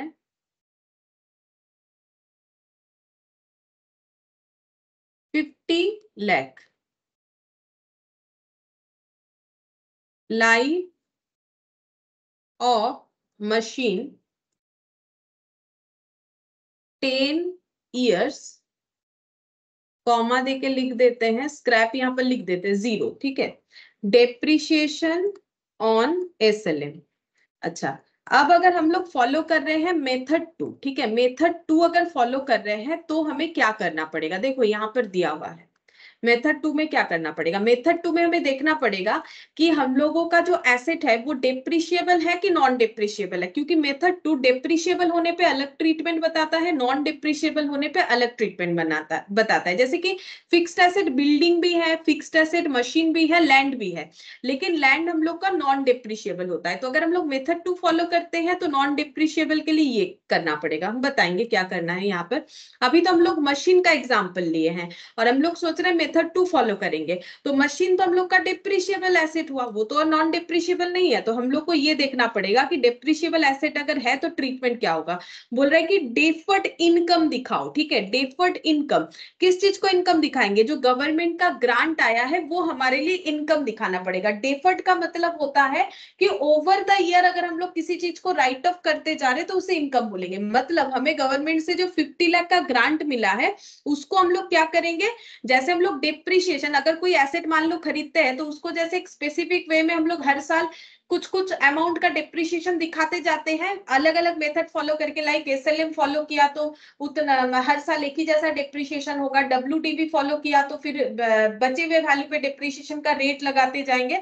सेम उसी तरीके से जो ग्रांट हमें रिसीव हो रहा है उस ग्रांट को भी हमें क्या करना पड़ेगा, over the year right of करते रहना पड़ेगा। और राइट ऑफ कैसे करें, जैसे डिप्रिशिएशन का तो अलग अलग मेथड है, यहाँ पर बताया है कि सिस्टमेटिक बेसिस पे करना पड़ेगा। तो सिस्टमेटिक बेसिस है क्या, बोल रहा है रेशियो ऑफ डिप्रिशिएशन, मतलब हम लोग का पूरे ईयर का जो डिप्रिशिएशन होगा, पूरे ईयर का बोल रहे, पूरे useful life of the asset का जितना डिप्रिशिएशन होगा उसके रेशियो में हमें इस डेफर्ड इनकम को राइट ऑफ करना पड़ेगा, ठीक है। जो भी ratio over the useful life of the asset होगा उसके रेशियो में हमें राइट ऑफ करना पड़ेगा। मतलब देखो यहाँ पर ये जो एसेट है इसका हमारा डेप्रिशिएशन कितना होगा, पहले ये निकालेंगे। देखो इसका हम लोग का डेप्रिशिएशन होगा depreciation per annum on SLM, ठीक है। तो फॉर्मूला क्या है, original cost minus scrap divided by estimated useful life, ठीक है। अब हम लोग को स्क्रैप तो पता है 0, लाइफ पता है 10, लेकिन यहाँ पर कितना लेना चाहिए, 150 या 100 लाख। तो मेथड 2 हमें क्या बोला है, मेथड 2 हमें नहीं बोला है कि ग्रॉस वैल्यू से डिडक्ट करो, ठीक है। यानी यहाँ पर वो डिडक्शन वाला हमें ऑप्शन नहीं दिया जाएगा। जो भी ओरिजिनल कॉस्ट, मतलब जो भी एक्चुअल कॉस्ट है मशीन का, चाहे वो पैसा हम लोगों ने पूरा खुद दिया हो या फिर हमें असिस्टेंस मिला हो, हमें पूरा ही लिखना पड़ेगा अगर हम लोग मेथड 2 फॉलो कर रहे हैं। अच्छा, क्या क्वेश्चन में तुम लोग को मेथड 1 मेथड 2 बोल देगा, हाँ, क्वेश्चन में ऐसा लैंग्वेज दिया हुआ रहेगा जिससे तुम लोग को खुद समझना पड़ेगा कि ये मेथड 1 होगा कि मेथड 2। फिलहाल दोनों मेथड का डिफरेंस समझ लो, उसके बाद समझ में आएगा कि मेथड 1 करने बोल रहा है क्वेश्चन या मेथड 2। ठीक है, तो यहाँ पर देखो 150 लाख से हम लोग डिवाइड करेंगे तो हम लोग का डेप्रिसिएशन आ जाएगा 15 लाख पर एनम। ठीक है, अब ये जो इनकम हुआ है 50 लाख का, इसको हम लोग बोलते हैं डेफर्ड इनकम। इसे हमें क्या करना पड़ेगा, राइट ऑफ। जैसे हम लोग 150 लाख के मशीन को 15 लाख 15 लाख 15 लाख 15 लाख करके 10 साल में राइट ऑफ कर सकते हैं। देखो 15 लाख डेप्रिसिएशन, फिर 15 लाख डेप्रिसिएशन, फिर 15 लाख, फिर 15 लाख, ऐसे करके हम लोग मैक्सिमम कितना ईयर लगा सकते हैं, 10 साल। तभी तो मेरा 10 साल में पूरा ये खत्म हो जाएगा 150 लाख का ऐसे। ठीक है, अब मुझे क्या करना है, यही डेप्रिसिएशन, जितना डेप्रिसिएशन लगेगा तो 15 लाख करके 10 बार लगेगा। ये देखो 15 लाख, ठीक है, 15 लाख 2 बार, 3 4 5 6 7 8 9 10। ठीक है, 10 बार 15 लाख करके हम लोग एसेट पे डेप्रिसिएशन लगाएंगे। अब इसी सिस्टमेटिक वे में इसके रेशियो में, तो रेशियो बनाओ 15 लाख इस टू 15 लाख 15 लाख इस टू, ऐसे करके जो रेशियो होगा उस रेशियो में हमें ये 50 लाख का डेफर्ड इनकम यानी असिस्टेंस को राइट ऑफ करना है। तो 1:1:1:1:1 ऐसे करके होगा 10 टाइम्स, यानी 1/10 होगा। ठीक है, यानी 1/10 होगा। तो यहाँ पर हम लिखते हैं डेफर्ड इनकम पर एनम हमें कितना जो है दिखाना पड़ेगा। यहाँ पर लिखते हैं जैसे डेप्रिसिएशन पर एनम, तो यहाँ पर लिखेंगे डेफर्ड इनकम पर एनम कितना हो जाएगा, ये देखो 50 लाख है। अब रेशियो कितना है हम लोग का 1/10। ठीक है, या फिर अगर हम लोग ऐसा करते हैं, क्योंकि एसएलएम है तो ये फिर 10 इयर्स में हो रहा है, तो ये भी 10 इयर्स में ही राइट ऑफ होगा क्योंकि डेप्रिसिएशन के रेशियो में होगा। और वैसे भी जो रूल्स लिखा हुआ है उसके अकॉर्डिंग मैंने तुम लोग को दिखाई दिया 15 लाख 15 लाख 15 लाख करके 10 टाइप्स, लेकिन वो इतना कौन लिखेगा 15 लाख। तो 1/10, यानी अगर तुम लोग इसका ऐसा लिखना चाहते हो तो भी चलेगा, इंटू 1/10 कर लो, एक ही बात है। ठीक है, 1/10 रेशियो में हम लोगों ने इसे डिस्ट्रीब्यूट कर दिया, यानी 5 लाख पर एनम करके हमें डेफर्ड इनकम दिखाना पड़ेगा। ठीक है, अब ये दिखाएंगे कैसे, मतलब पीएल और बैलेंस शीट का प्रेजेंटेशन कैसे होगा, देखो वो भी हम दिखा देते हैं। यहाँ पर जब हम लोग पीएल बनाएंगे तो वो कैसा देखने में लगेगा, अगर हम लोग यहाँ बैलेंस शीट बनाएंगे तो वो कैसा देखने में लगेगा। पीएल बनाएंगे तो यहाँ पर टू डेप्रिसिएशन लिखेंगे, डेप्रिसिएशन तो जितना है 15 लाख पर एनम करके है लिखेंगे, और इनकम को हम लोग क्रेडिट साइड में दिखाएंगे बाई डेफर्ड इनकम, मतलब डेफर्ड, ऐसे लिख दो डेफर्ड गवर्नमेंट ग्रांट, ऐसे भी लिख सकते हो, या डेफर्ड इनकम भी लिख सकते हो। 5 लाख का हम लोगों ने रिकॉर्ड कर दिया। और बैलेंस शीट को कैसे दिखाएंगे, बैलेंस शीट में हम लोग दिखाएंगे मशीन हम लोग का था 150 लाख का, उस पे डेप्रिसिएशन लग चुका है 15 लाख का, तो वैल्यू बच रहा है हम लोग का 135 लाख।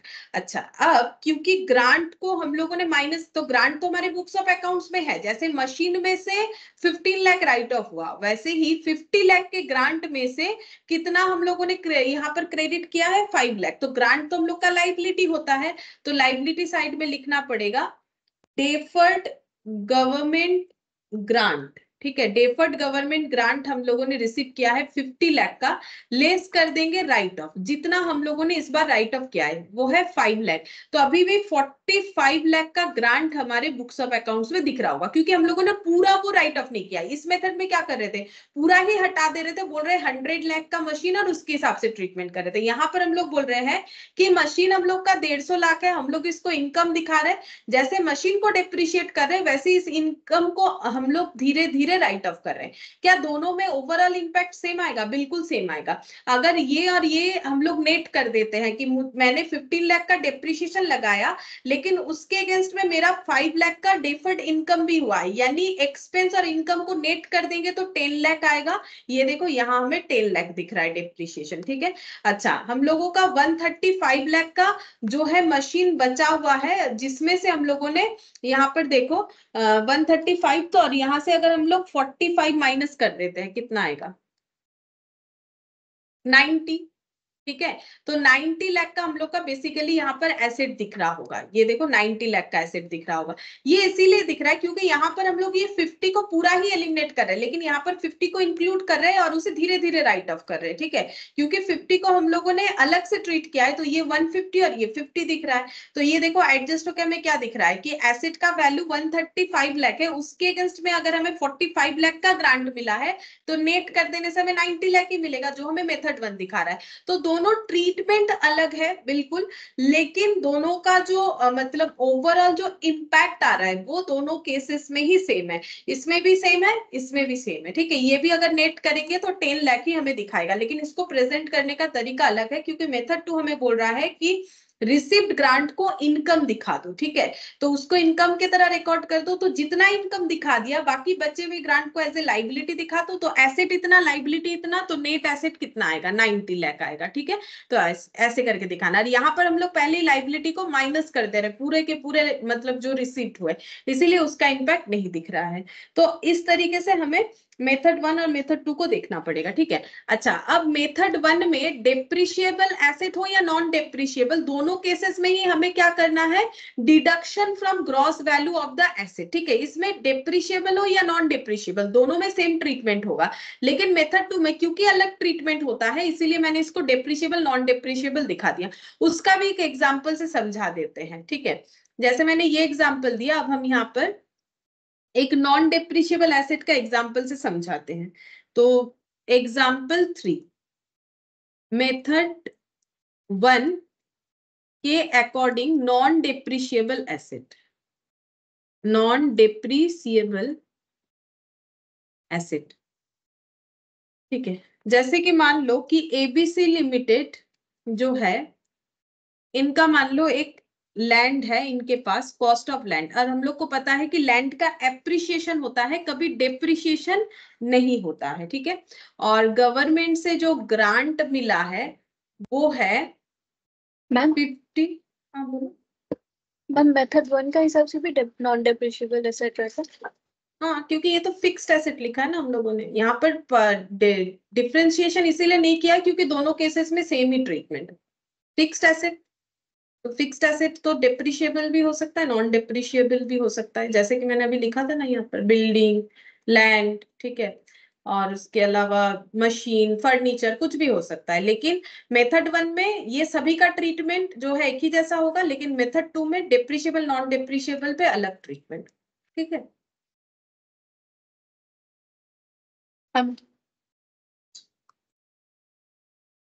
तो कॉस्ट ऑफ लैंड देखो 150 लाख और गवर्नमेंट ग्रांट हो गया 50 लाख, ठीक है।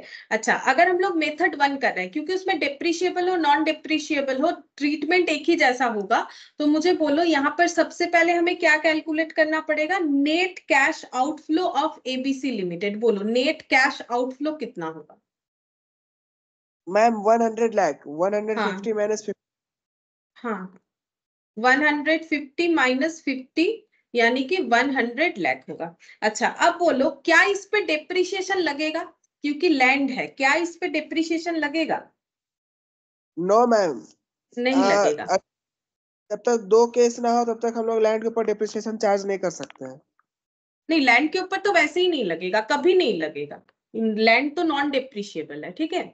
लैंड पे डेप्रिसिएशन लगेगा ही नहीं।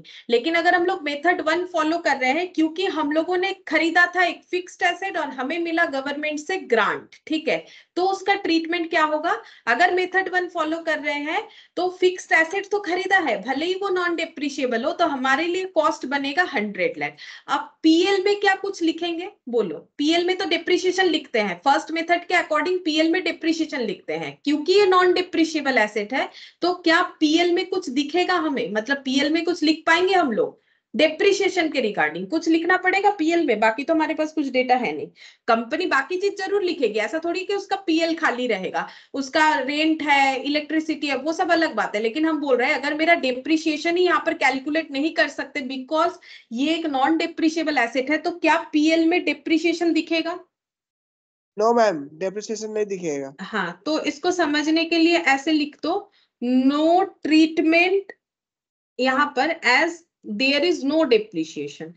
यहाँ पर कोई ट्रीटमेंट हम लोग नहीं कर रहे हैं ट्रीटमेंट यानी कि जो पढ़ रहे हैं उससे रिलेटेड कुछ भी आइटम यहाँ नहीं लिख सकते हैं। बाकी कंपनी का दूसरा कुछ भी एक्सपेंसेस है तो वो लिखेगा, दूसरा कोई इनकम है तो वो लिखेगा। हम वो बात नहीं कर रहे हैं कि यहाँ रेंट नहीं आएगा, या फिर यहाँ पर मान लो इलेक्ट्रिसिटी का बिल नहीं आएगा, प्रिंटिंग स्टेशनरी नहीं आएगा, या फिर सैलरी नहीं आएगा, ये हम नहीं बोल रहे हैं। हम बोल रहे हैं कि यहाँ पर डिप्रिशिएशन का कुछ तो नहीं आएगा। लेकिन बैलेंस शीट तो बनेगा, बैलेंस शीट में तो हमें दिखाना पड़ेगा। तो बैलेंस शीट में मेथड 1 के अकॉर्डिंग हम लोगों को कितना दिखाना पड़ेगा बोलो। मेथड 1 हमें क्या दिखाने के लिए बोलता है, सिंपल एसेट दिखा दो और उसका डिप्रिशिएशन दिखा दो, अगर डिप्रिशिएशन है तो यहाँ पर बैलेंस शीट में क्या दिखाएंगे,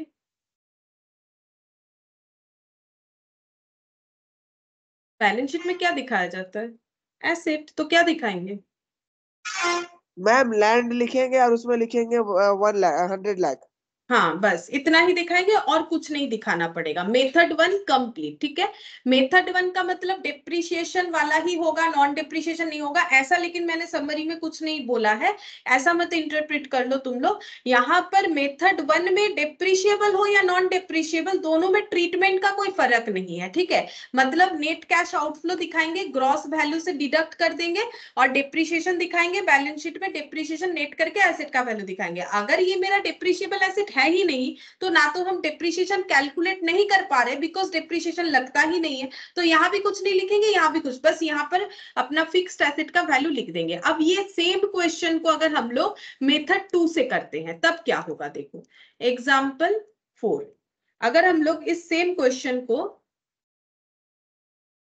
मेथड 2 से करेंगे, ठीक है, यहाँ पर हम लिख देते हैं मेथड 2, और मेरा है non depreciable asset, non depreciable asset.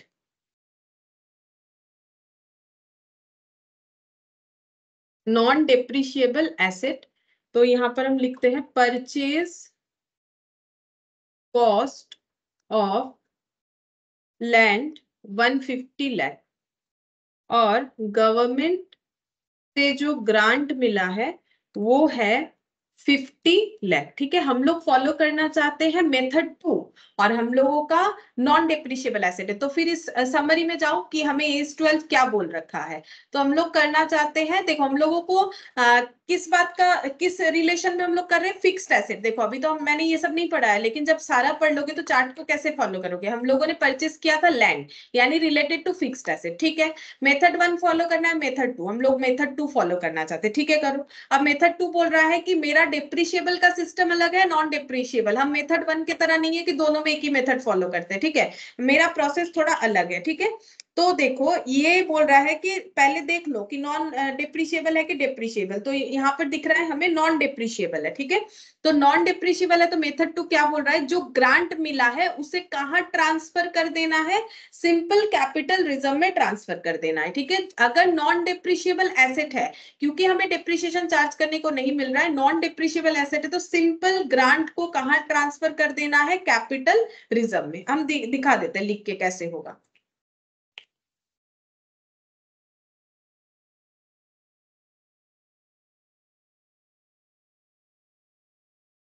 यहाँ जगह नहीं होगा, हम पीछे लिख के दिखा देते थे कैसे होगा।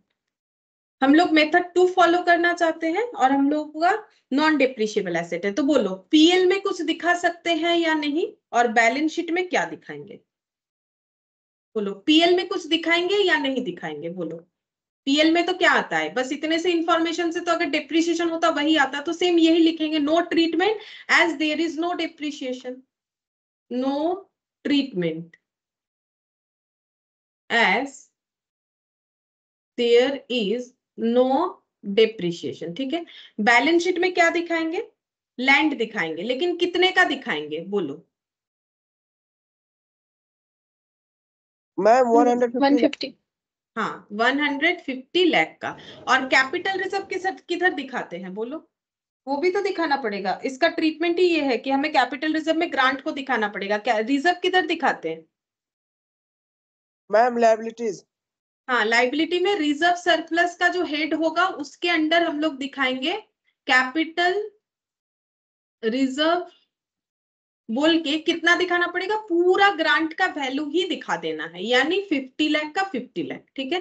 50 लाख का 50 लाख पूरा का पूरा दिखा देना है कि इतना हमें ग्रांट रिसीव हुआ है। तो ये सब ट्रीटमेंट क्या है तुम लोग को याद रखना है कि हाँ मेथड 1 में हमें ऐसे करना है, मेथड 2 में ऐसे करना है और कुछ नहीं, ठीक है। और नॉन डिप्रिशिएबल डिप्रिशिएबल का ट्रीटमेंट हमारा अलग सिर्फ और सिर्फ जो है मतलब अलग ट्रीटमेंट हम लोग का मेथड 2 में ही होता है, ठीक है। मेथड 1 में अगर नॉन डिप्रिशिएबल है तो भी नेट कैश आउटफ्लो निकालेंगे, ठीक है, और यहाँ पर हम लोग लैंड सिर्फ दिखा देंगे। लेकिन मेथड 2 में अगर नॉन डिप्रिशिएबल है तो रिसिप्ट, क्योंकि देखो कहीं ना कहीं तो हमें ग्रांट का ट्रीटमेंट करना पड़ेगा। मेथड 1 तो हमें ग्रांट को डिडक्ट करके हमारे कैश आउटफ्लो को लो करके दिखाने के लिए परमिशन देता है। तो मेथड 2 में ग्रांट का कुछ ना कुछ तो कंडीशन बोला होगा, तो मेथड 2 बोल रहे नहीं हम ऐसा कोई ऑप्शंस नहीं देते हैं, मेरे हिसाब से इसको कैपिटल रिजर्व में ट्रांसफर करना है, ठीक है। अच्छा, तो मुझे लगता है एक ओवरव्यू तो मिला ही है। अब हम लोग एक क्वेश्चन कर सकते हैं ये वाला, ठीक है। देखो क्या बोला है, Z Limited purchase a fixed asset for 50 lakh which has the estimated useful life of 5 years। मतलब ये हो गया हम लोग का परचेस कॉस्ट और ये हो गया है हम लोग का एस्टिमेटेड यूजफुल लाइफ। सैल्वेज बोल दिया है 5 लाख, ठीक है, ये दिया हुआ है सैल्वेज। अच्छा, फिर बोल रहा है on purchase of asset government granted it A grant for 10 lakh. अच्छा, जब इन्होंने ये एसेट परचेज किया तो गवर्नमेंट के तरफ से इनको 10 लाख का ग्रांट भी मिल गया, ठीक है। ये हम लोग का किस चीज का वैल्यू है, ग्रांट का। पास द नेसेसरी जर्नल एंट्रीज, हमें नॉर्मली जर्नल एंट्रीज करना होता है in the books of the company for first 2 years। हमें पहले 2 साल का जर्नल एंट्री करना पड़ेगा। अब यहां से यहां जो लाइन है इसको केयरफुली पढ़ो, इसको पढ़ के ही समझ में आएगा कि तुम लोग को मेथड 1 करना है कि मेथड 2।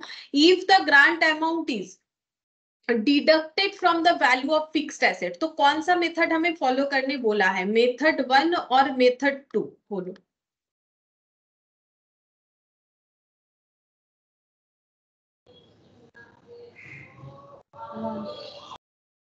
वन, ठीक बोले छो, 1 फॉलो करने बोला है, क्योंकि हम लोग को बता ही दिया है कि ग्रांट का अमाउंट हमें क्या करना है, फिक्स्ड एसेट से माइनस करना है। और वही तो हम लोग का मेथड 1 था, वही तो हम लोग का मेथड 1 था। मेथड 1 हमें बोल ही दिया था, फर्स्ट तो लाइन वही लिखवाया हुआ है, deduction from gross value of asset, ठीक है। तो इसका मतलब मेथड 1 हमें करने के लिए बोला है। तो वही हम बता रहे थे कि क्वेश्चन हमें कैसे बताएगा, क्या ऐसे बोलेगा मेथड 1 मेथड 2, नहीं ऐसा कभी नहीं बोलेगा।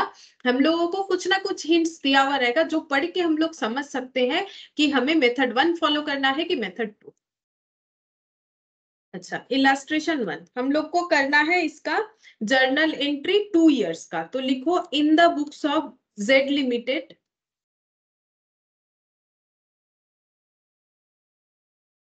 Year particulars debit credit. अच्छा, फर्स्ट ईयर का हम यहाँ पर लिख देते हैं ईयर 1, ठीक है। सबसे पहले तो हम लोग एसेट परचेज कर रहे हैं, कितने का, 50 लाख का। तो इसका एंट्री होगा fixed asset account debit to bank, ठीक है। पहला एंट्री होगा fixed asset account debit to bank being fixed asset purchase. अच्छा, जब भी ऐसा क्वेश्चंस होता है हमें जर्नल करने बोलता है तो नरेशन लिखना जरूरी है। अगर क्वेश्चन बोल दे कि नरेशन जरूरी नहीं है तो ही जरूरी नहीं होता है, बाकी लिखना चाहिए, ठीक है। बीइंग फिक्स्ड एसेट परचेज्ड, कितने का परचेज हो रहा है, 50 लाख।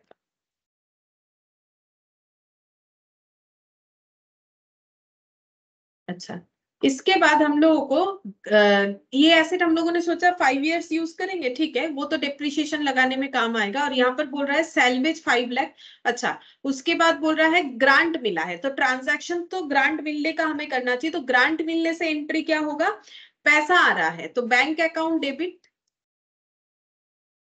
और ग्रांट मिलने से बेनिफिट क्या हुआ, ग्रांट मिलने से, अच्छा पहले ग्रांट का रिसीव एंट्री कर देते, bank account debit to government grant, ऐसे पहले लिख लेते हैं।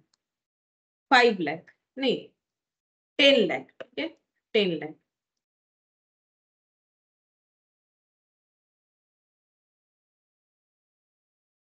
अच्छा, अब जैसे ही ग्रांट मिल गया हम लोगों का एसेट का वैल्यू कम हो जाएगा, ठीक है, क्योंकि हम लोग मेथड 1 कर रहे हैं। पहले क्वेश्चन में बोला है कि ग्रांट के अमाउंट को डिडक्ट करो एसेट के वैल्यू से, तो हम लोग का एसेट का वैल्यू कितना हो जाएगा 40 लाख।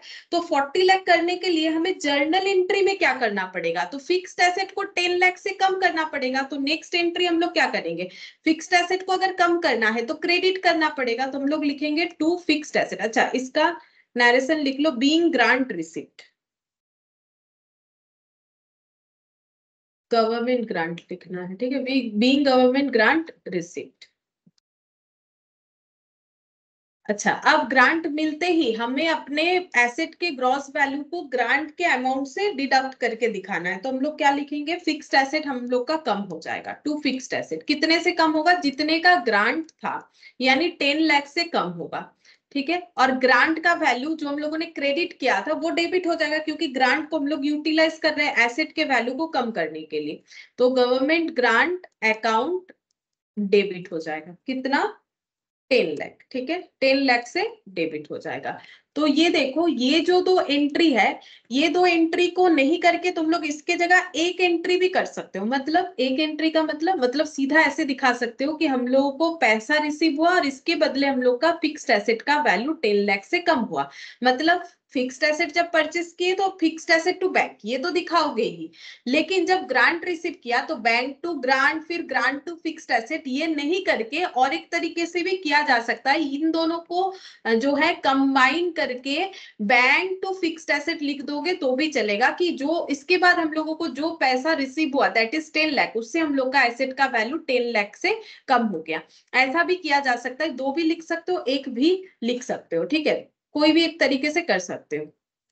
नॉर्मली जो है हमें ये कंबाइन करके लिख देते हैं, इतना स्प्लिट करके लिखने का जरूरत नहीं होता है, बट ये समझाने के लिए बोल दिया मैंने, क्योंकि directly bank to fixed asset बोलेंगे तो समझाने में दिक्कत होगा। और ये ग्रांट रिसीव हुआ तब क्रेडिट हो गया, जैसे इनकम मिलने से क्रेडिट होता है, या फिर ये तो बेसिकली लाइबिलिटी है बोल के क्रेडिट हुआ है। ग्रांट हम लोगों का इनकम हम लोग ट्रीट यहाँ पर दिखा सकते हैं मेथड 2 के अकॉर्डिंग, लेकिन ग्रांट नॉर्मली कैसा भी इनकम क्यों ना हो वो तो लाइबिलिटी ही माना जाता है।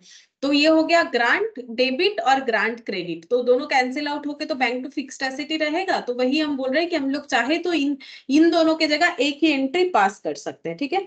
अच्छा, अब नेक्स्ट क्या हो जाएगा, अब हम लोग डेप्रिसिएशन चार्ज करेंगे, पूरा साल मशीन को यूज करेंगे तो डेप्रिसिएशन देना पड़ेगा। तो डेप्रिसिएशन का एंट्री क्या होता है, depreciation account debit to fixed asset, ठीक है। और डेप्रिसिएशन कितना लगेगा, अच्छा इसका मैंने नरेशन नहीं लिखा, ठीक है, इसका नरेशन लिख देते हैं, being value adjusted, being value adjusted with fixed asset, ऐसे लिखना पड़ता है, being value adjusted with fixed asset, ठीक है।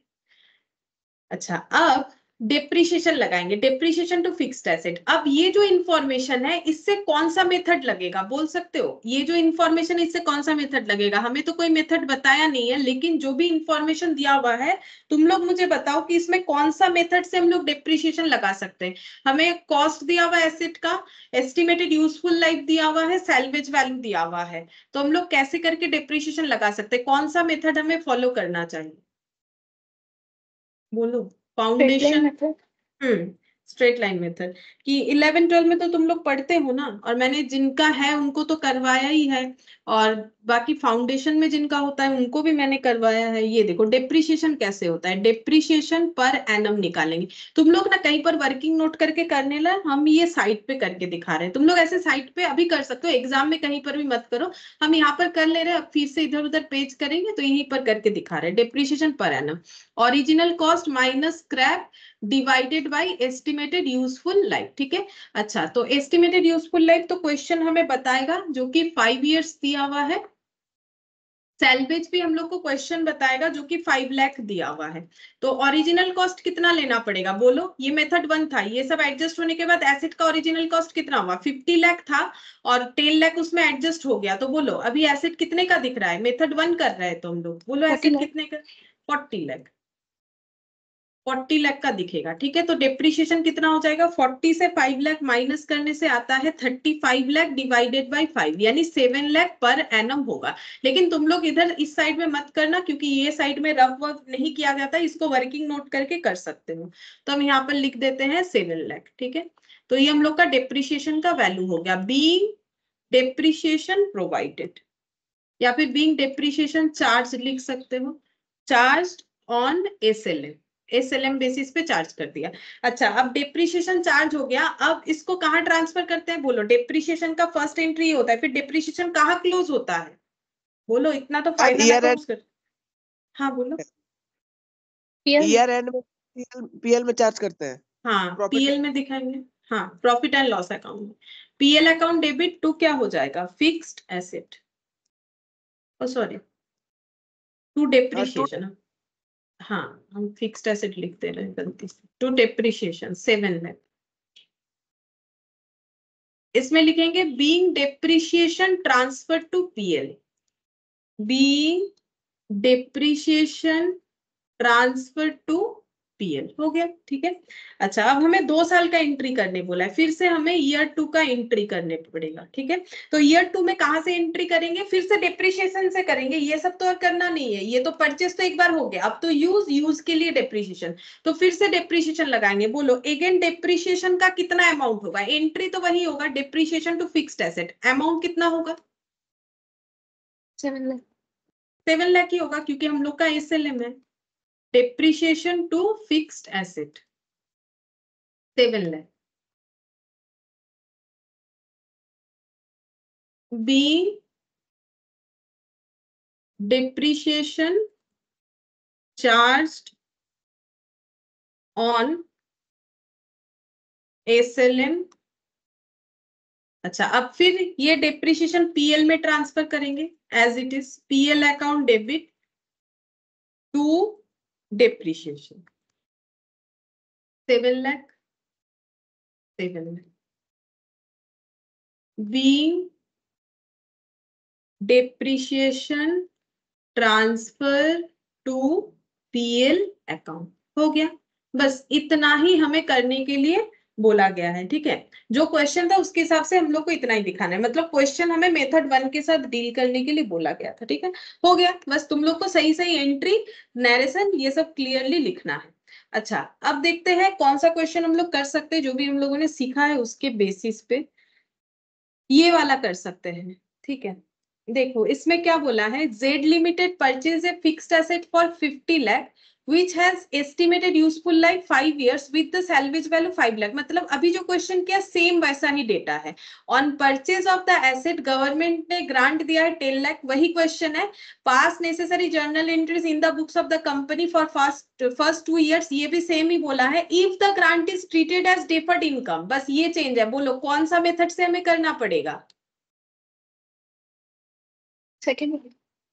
मेथड 2 हमें करना पड़ेगा। और हम लोग का क्योंकि फिक्स्ड एसेट बताया है, ठीक है, और तो कुछ बोला नहीं है, तो हम लोग नॉर्मली मानेंगे डेप्रिशिएबल ही है, ठीक है। इसमें तुम लोग ये मत कंफ्यूज हो जाना कि डेप्रिशिएबल है कि डेप्रिशिएबल नहीं है। क्यों सोचोगे कि मुझे तो कुछ बोला नहीं है, मेथड 2 में क्या करे, बोला नहीं है तो क्या हुआ। देखो यहाँ बोला है कि एसेट का वैल्यू क्या है, सैल्वेज वैल्यू क्या है, उसका लाइफ कितना है, ठीक है, ये सब बताया है। जब तक हमें क्वेश्चन नहीं बोलेगा कि ये नॉन डेप्रिशिएबल है, तब तक नहीं मानेंगे, क्योंकि मैक्सिमम फिक्स्ड एसेट हम लोग का डेप्रिशिएबल होता है। लैंड ही एक ऐसा फिक्स्ड एसेट है जो नॉन डेप्रिशिएबल होता है। तो हमें कुछ नहीं बोलेगा तो ऑलवेज एज्यूम्ड कि डेप्रिशिएबल वाला ही है, ठीक है। तो सेम क्वेश्चन है, तुम लोग करना स्टार्ट कर सकते हो, बस तुम लोग को ट्रीटमेंट देखना पड़ेगा कैसा होगा। मतलब यही ईयर 1 में ऐसा एंट्री, ईयर 2 में ऐसा एंट्री होगा।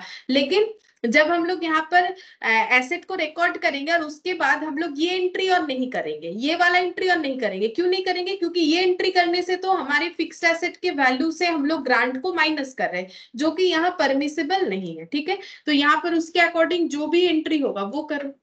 तो इलस्ट्रेशन 2, तो पहला एंट्री हो जाएगा ईयर 1, ठीक है। पहले हो जाएगा फिक्स्ड एसेट अकाउंट डेबिट, यहाँ पर लिखते हैं फिक्स्ड एसेट अकाउंट, हम थोड़ा शॉर्ट में लिख रहे हैं, ठीक है। Fixed asset account debit 50 lakh का एसेट लिया है हम लोगों ने, टू बैंक। और नरेशन नहीं लिख रहे, मैंने एक नरेशन लिख के दिखा दिया है, सेम क्वेश्चन है और नरेशन हम नहीं लिख रहे, सिर्फ एंट्री का आंसर दिखाते हैं। इसके बाद ग्रांट मिला, तो bank account debit 10 lakh to, यहाँ पर लिखेंगे डेफर्ड ग्रांट, ठीक है, क्योंकि हम लोग ग्रांट को डेफर्ड करेंगे, मतलब एक बार में डिडक्ट नहीं करेंगे, ओवर द ईयर हम लोग धीरे धीरे धीरे धीरे उसे राइट ऑफ करेंगे। तो ये जो ग्रांट है इसको हम लोग डेफर्ड ग्रांट के नाम से रिकॉर्ड करेंगे, क्योंकि डेफर्ड का मतलब होता है धीरे धीरे एक टाइम लेके उसे राइट ऑफ करना। तो इसका नाम हमें यहाँ पर डेफर्ड ग्रांट देना है, ये पॉइंट टू बी नोटेड हुआ इसमें, ठीक है। अच्छा, अब इसके बाद हम लोग क्या करेंगे, सीधा डेप्रिसिएशन चार्ज करना स्टार्ट करेंगे, क्योंकि हमें एसेट को वैल्यू को कम नहीं करना है इस मेथड में। तो डेप्रिसिएशन चार्ज करो, depreciation account debit to fixed asset. अभी डेप्रिसिएशन का वैल्यू कितना होगा, यहाँ पर हम करके दिखा रहे हैं, देखो डेप्रिसिएशन हमें कौन से मेथड से लगाना है, इंफॉर्मेशन तो बोल रहा है कि एसएलएम मेथड से, तो original cost minus scrap divided by estimated useful life, ठीक है। तो ओरिजिनल कॉस्ट कितना है 50 लाख, स्क्रैप कितना है 5 लाख, ठीक है, प्रीवियस वाले क्वेश्चन की तरह ही तो है, और एस्टिमेटेड यूजफुल लाइफ भी 5 है। तो 50 माइनस 5 कितना हो गया 45 लाख बाई 5, मतलब 9 लाख करके डेप्रिसिएशन लगेगा, ठीक है। तो हम यहाँ पर लिख देते हैं 9 लाख। अगेन तुम लोग इसका वर्किंग नोट बना लेना, ठीक है, वर्किंग नोट बना लेना बाद में। ये हो गया 9 लाख, और यहाँ पर भी हम लिख देते हैं 9 लाख, ठीक है। अच्छा, अब इसके बाद हम लोग क्या करेंगे, इसके बाद हम लोग पीएल में चार्ज करेंगे डेप्रिसिएशन को। तो profit and loss account debit to depreciation.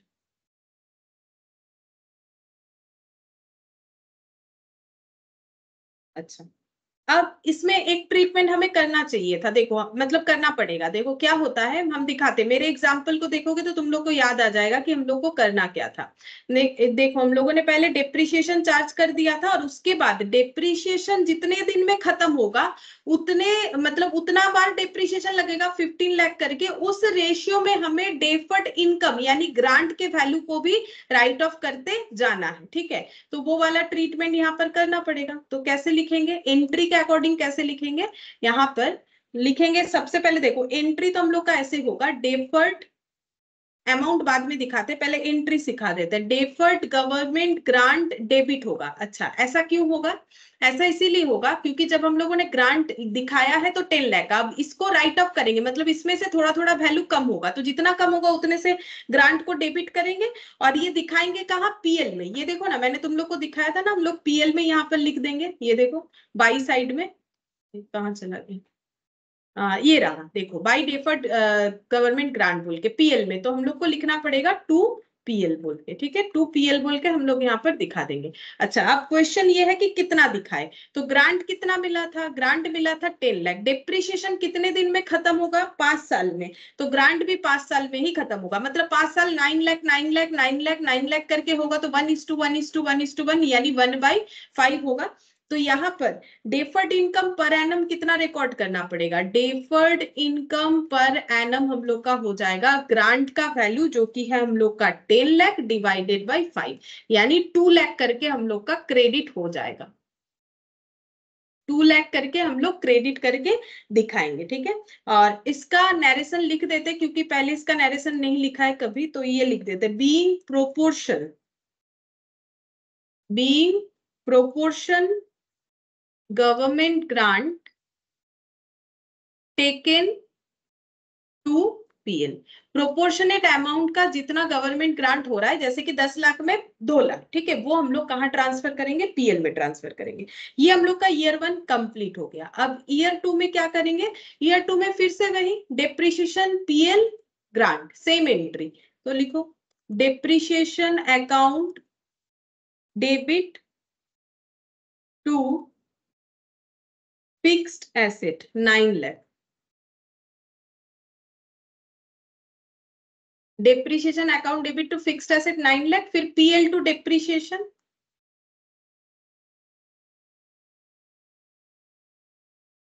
PL account debit to depreciation, वही 9 लाख ही जाएगा, क्योंकि एसएलएम है तो 9 लाख ही जा रहा है। ठीक है, अभी एसएलएम है 9 लाख जा रहा है। अगर आगे हमें डब्ल्यूटीवी का क्वेश्चन मिलेगा तब हमें फिर से डिप्रिशिएशन कैलकुलेट करना पड़ सकता है, क्योंकि मुझे पता है यहाँ वर्किंग नोट ज्यादा बड़ा नहीं होगा ना, तो इसलिए हम यहीं पर दिखा दे रहे।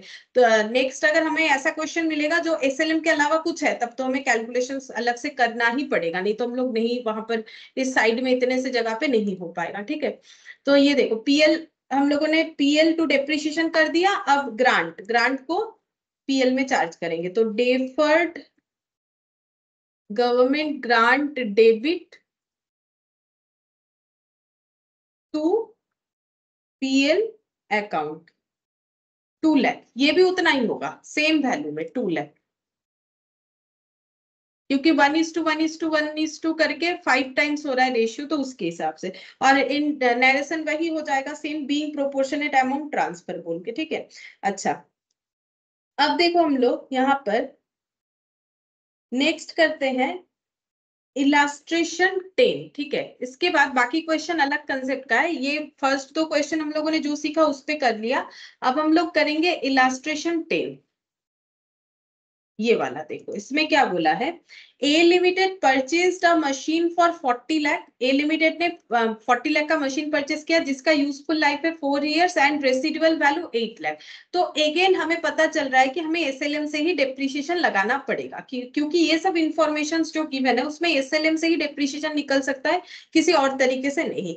गवर्नमेंट ग्रांट रिसीव्ड हुआ है 16 lakh. So the journal entry to be passed at the time of refund of grant. ठीक है, यहाँ पर क्या बोला है कि अगर हम लोगों को ग्रांट का पैसा रिफंड करना पड़ रहा है इन 3rd ईयर, मतलब हम 1st year, 2nd year, 3rd year में आके क्या करना पड़ेगा, इनको रिफंड करना पड़ेगा, ऐसा क्वेश्चन हमें बोल रहा है। तो बोल रहा है value of fixed asset in the 3rd year and the value of fixed asset, इसका जर्नल एंट्री करना है if the grant is credited to fixed asset, if the grant is credited to deferred grant. अच्छा पहले तो ये समझ लेते हैं कि क्वेश्चन हम लोग का किस बात का है। क्वेश्चन हम लोग का है कि अगर ग्रांट का पैसा फॉर सम रीजन हमें रिफंड करना पड़ रहा है तो उसका ट्रीटमेंट क्या होगा। मतलब नेक्स्ट जो मैंने यहाँ पर तुम लोग को समरी लिखवाया था उसके बेसिस पे है, तो रिफंड ऑफ ग्रांट के बेसिस पे है। अब हम लोग को रिफंड करना पड़ रहा है, तो हम लोगों ने लिया किस बात का ग्रांट था, किस चीज के अगेंस्ट में, तो फिक्स्ड एसेट खरीदा था। ये देखो मशीन फिक्स्ड एसेट होता है, तो रिलेटेड टू क्या हो जाएगा, स्पेसिफिक फिक्स्ड एसेट।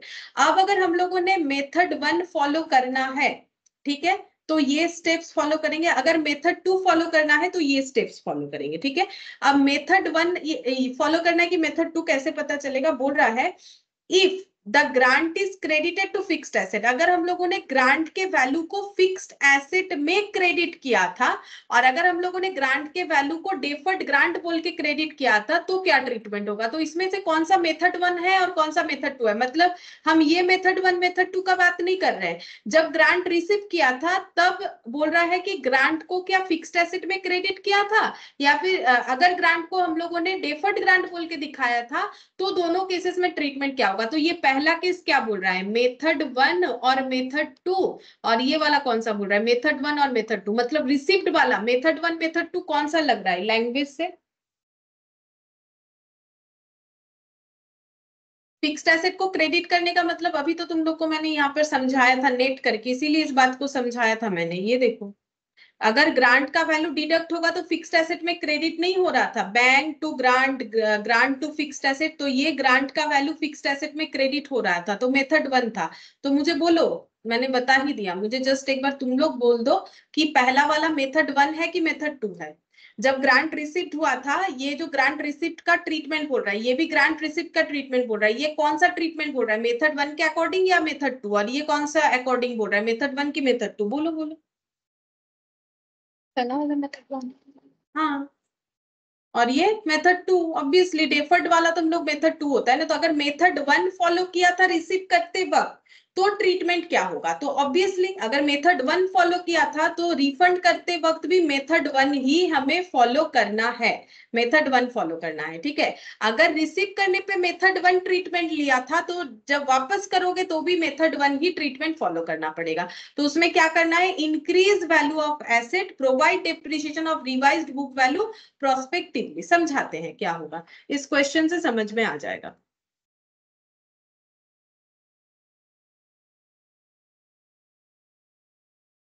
इलस्ट्रेशन 10, ठीक है। अच्छा हाँ, रिफंड के बारे में एक पॉइंट बता देते हैं।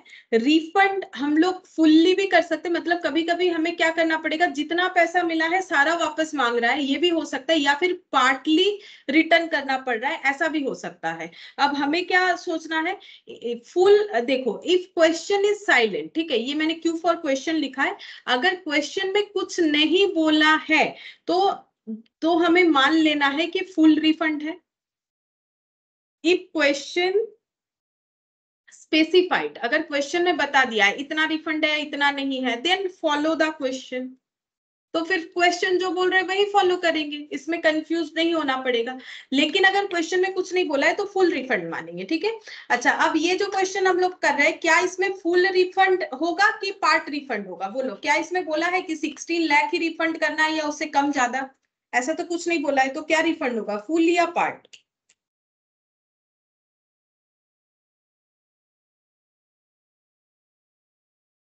अभी फुल होगा, अभी तो बता दिया कि अगर क्वेश्चन कुछ नहीं बोल रहा है तो फुल रिफंड मानेंगे, ठीक है।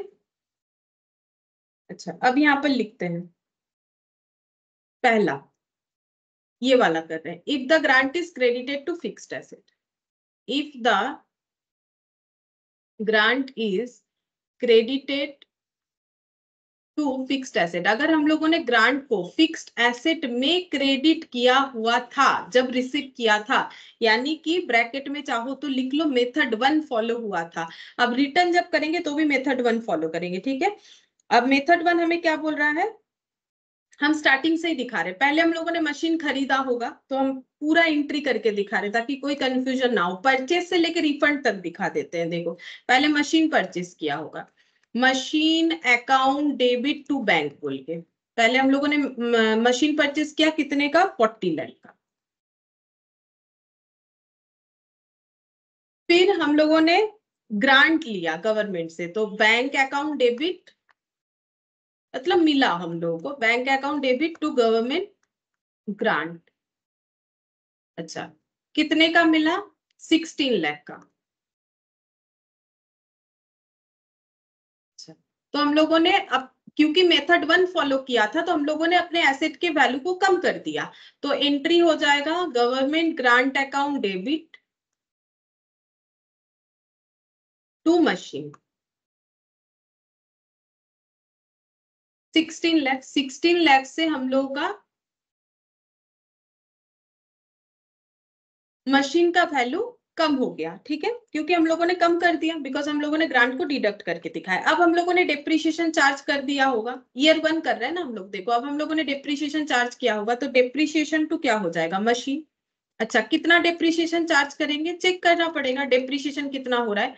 तो यहाँ पर लिखेंगे depreciation equal to original cost minus scrap. Scrap कितना है, स्क्रैप है 8 लाख, यूजफुल लाइफ है 4 इयर्स, ठीक है। ओरिजिनल कॉस्ट कितना होगा, 40 लाख के एसेट को अगर हम लोगों ने 16 लाख से कम कर दिया, मतलब 40 माइनस 16 ये होना चाहिए, और डिवाइड करने से जितना आएगा तो ये हम लोग का आ जाएगा ओवरऑल। ये हो रहा है आई थिंक 24 माइनस 8, 16 लाख हो रहा है। 16 लाख बाई 4, यानी 4 लाख का डेप्रिसिएशन हम लोग को यहाँ पर दिखाना पड़ेगा। अब पीएल में चार्ज कर देंगे डेप्रिसिएशन को, PL account debit to depreciation 4 lakh. 1 year complete हो गया। अब फिर सेकेंड ईयर आ रहा है, ठीक है। सेकेंड ईयर में क्या होगा, फिर से वही डेप्रिसिएशन चार्ज करेंगे सेकेंड ईयर में। तो डेप्रिसिएशन, क्योंकि बाकी तो कुछ भी एंट्री नहीं होगा, वो तो फर्स्ट टाइम होता है जब परचेस करते हैं, ग्रांट रिसीव करते हैं। अब एसेट हमारे पास है तो हम लोग फिर से एसेट पे डेप्रिसिएशन लगाएंगे, और वैल्यू भी वही होगा, कैलकुलेट भी नहीं करना पड़ेगा क्योंकि एसएलएम है। फिर से पीएल में ट्रांसफर करेंगे, पीएल टू डेप्रिसिएशन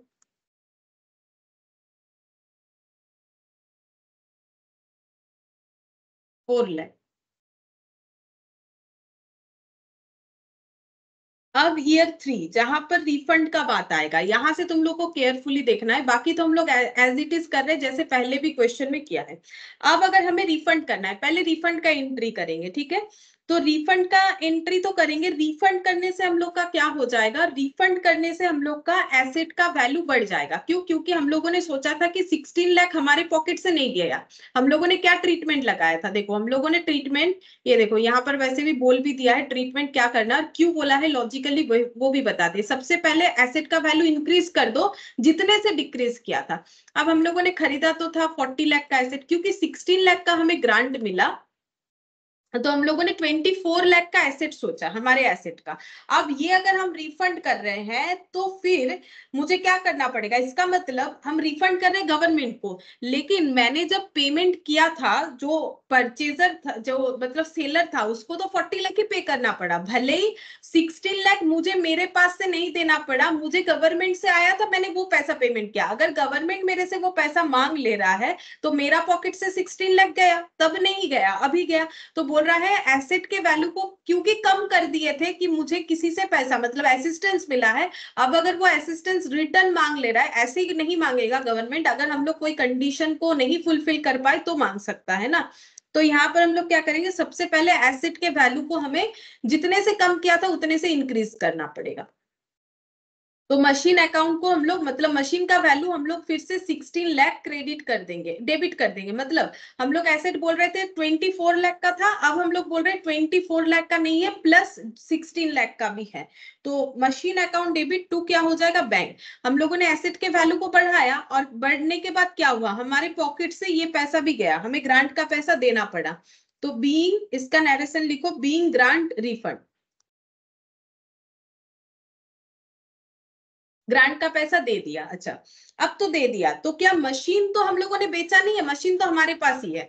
तो मशीन यूज कर रहे हैं तो डिप्रिशिएशन तो लगते जाना चाहिए। तो depreciation account debit to machine, लेकिन क्वेश्चन ये है कि कितना डिप्रिशिएशन लगाएं, ठीक है, क्योंकि मशीन के वैल्यूज में चेंजेस आया है और उसके बाद पीएल में भी ट्रांसफर होगा। तो पीएल का भी एंट्री लिख लेते हैं और फिर तुम लोग को समझाते हैं कि कैसे करके होगा। PL account debit to depreciation. अब देखो डिप्रिशिएशन कैसे हम लोग चार्ज कर सकते हैं, इसके लिए हम तुम लोग को यहाँ पर समझा देते हैं। देखो हम लोगों का पहले जब ईयर 1 चल रहा था तो हम लोगों ने ऐसे किया था 40 लाख माइनस 16 लाख, यानी हम लोग बोल रहे थे हमारे पास 24 लाख का जो है एसेट है, ठीक है, और उस पे हम लोगों ने डिप्रिशिएशन लगाया। ये हम ईयर 1 का बात कर रहे हैं। हम लोगों ने डिप्रिशिएशन लगाया देखो 4 लाख का, ये देखो यहाँ पर हम लोगों ने एसेट 40 लाख से रिकॉर्ड किया, फिर एसेट को 16 लाख से कम कर दिया, ग्रांट मिला बोल के हम लोग मेथड 1 फॉलो कर रहे थे बोल के, और हम लोगों ने एसेट पे डिप्रिशिएशन लगाया पहले साल 4 लाख, तो हम लोग का एसेट का वैल्यू बचा 20 लाख, ठीक है। फिर नेक्स्ट ईयर भी एसेट हमारे पास ही है तो फिर हम लोगों ने डिप्रिशिएशन लगाया, फिर से कितना लगाया, 4 लाख ही लगाया। सेकेंड ईयर भी देखो डिप्रिशिएशन 4 लाख लगाया। अब हमारे पास एसेट का वैल्यू कितना है, 16 लाख। अब हुआ प्रॉब्लम, गवर्नमेंट बोल रहा है मेरा ये रिफंड कर दो 16 लाख, ठीक है। अब क्योंकि मेथड 1 फॉलो किए थे, पहले माइनस किए थे, तो अब उसे ऐड बैक कर देंगे, मतलब हम लोग का 40 लाख का मशीन 40 लाख में ही ट्रांसफर हो जाएगा। अब हम लोग यहाँ पर ऐड कर देंगे रिफंड से हमें जितना मिला, तो ऐड कर दिया 16 लाख, कितना हो गया 32 लाख। तो now book value of asset, ठीक है, book value of asset third year में कितना हो रहा है 32 लाख, जो कि अगर हमें रिफंड नहीं करना पड़ता तो 16 लाख होता। तो अब डिप्रिशिएशन कितना लगाएंगे, तो डिप्रिशिएशन हम लोग का एसएलएम में ही लगेगा, मेथड तो जो है वही रहेगा। डिप्रिशिएशन हो जाएगा ओरिजिन मतलब जो कॉस्ट ये वाला, अब हमें ये कॉस्ट ट्रीट करना पड़ेगा। ओरिजिनल कॉस्ट पहले 24 लाख था, इसके अकॉर्डिंग हम लोगों ने 2 साल डेप्रिशिएशन लगा दिया था, लेकिन रिफंड करने के बाद हमारे एसेट का वैल्यू जो है वो चेंज हो गया है, 32 लाख हो गया है, ठीक है। अब देखो ये वाला पॉइंट तुम लोग को यहाँ मिलेगा, ये 12 बोल रहा है ऐसा तो ही हम करवा रहे हैं। देखो यहाँ पर क्या बोला था, सबसे पहले इंक्रीज कर दो बुक वैल्यू ऑफ एसेट, जो कि मैंने किया, फिर प्रोवाइड करना है depreciation of on revised book value prospectively. Revised करके जो बुक वैल्यू आएगा उस पे प्रोस्पेक्टिवली प्रोवाइड करना है, इसका मतलब समझो। रिवाइज्ड बुक वैल्यू तो आ गया हम लोगों का 32 लाख। अब प्रोस्पेक्टिवली का मतलब यहाँ से जो डिप्रिसिएशन अब होगा वो चार्ज करो, मतलब पहले से हमें और चेंज नहीं करना है। एक रेट्रोस्पेक्टिवली भी होता है वर्ड, अगर तुम लोगों ने कभी डिप्रिसिएशन के क्वेश्चन किए हैं तो वहां पर सुन सकते हो कि एक ऑर्गेनाइजेशन पहले डिप्रिसिएशन चार्ज करता था 10%, अब सोच रहा है 5% करेगा। मान लो पहले 2 साल उसने 10% करके किया, अब बोल रहा है हम 5% करके करेंगे। तो अगर 5% यही से स्टार्ट कर रहा है जब से सोचा, तो वो प्रोस्पेक्टिवली होता है। लेकिन अगर वो सोच रहा है कि प्रीवियस 2 साल जो मैंने 10% किया था उसको भी 5% करना है मुझे, तो अकाउंटिंग ट्रीटमेंट क्या होगा, इसको बोलते हैं रेट्रोस्पेक्टिवली। ठीक है, तो प्रोस्पेक्टिवली का मतलब है जहां से चेंज हुआ, मतलब आज से सोचो, आज 32 लाख हुआ ना, तो अभी से क्या होगा वो सोचो, मतलब पास्ट को भूल जाओ। ठीक है, तो 32 लाख हो गया। डिप्रिसिएशन हमें चार्ज करना है, book value of the asset इतना, माइनस करना पड़ेगा scrap value.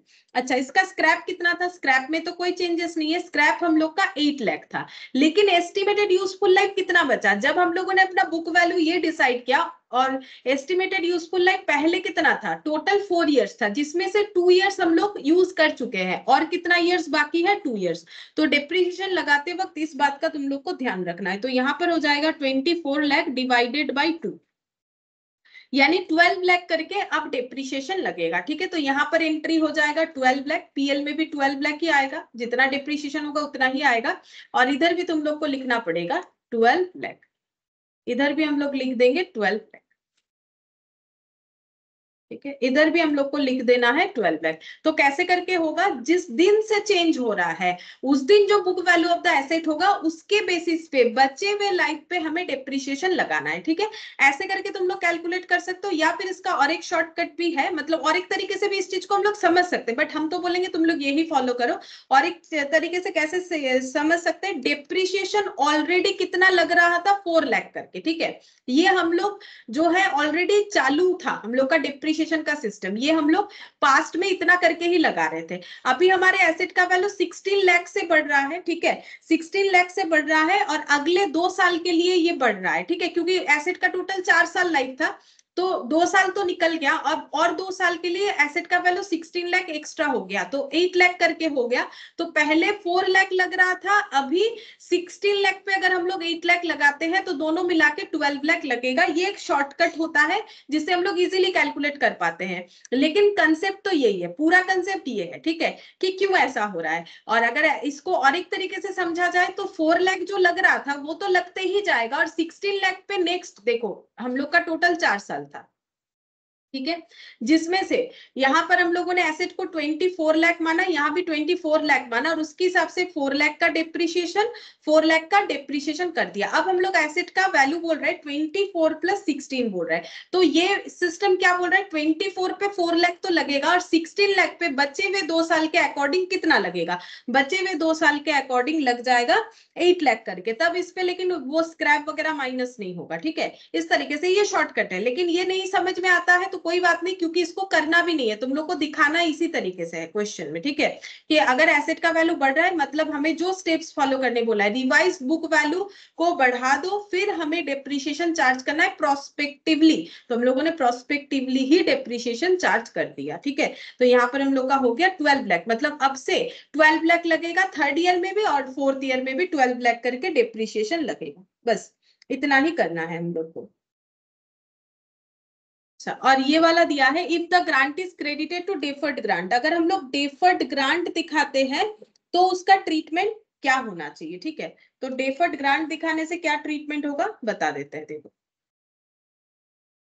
Point number 2, if grant is credited to deferred grant account।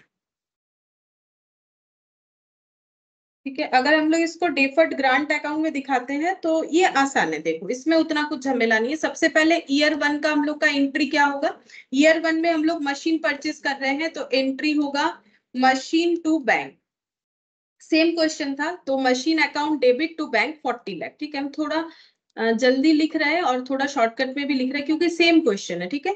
अच्छा, अब क्योंकि ये हमारा सेकंड मेथड है तो जो ग्रांट रिसीव होगा उसका एंट्री तो करेंगे, लेकिन उसको मशीन से डिडक्ट करने वाला एंट्री नहीं करना पड़ेगा। तो bank account debit to deferred government grant, to deferred government grant कितना मिला, 16 लाख का ग्रांट मिल गया।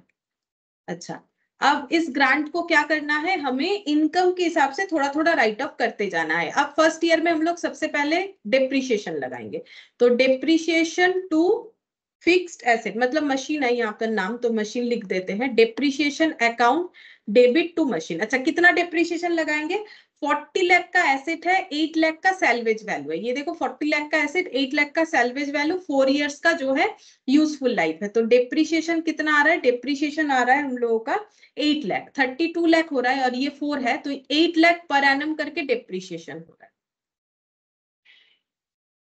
अच्छा, अब यहाँ पर लिखते हैं पीएल टू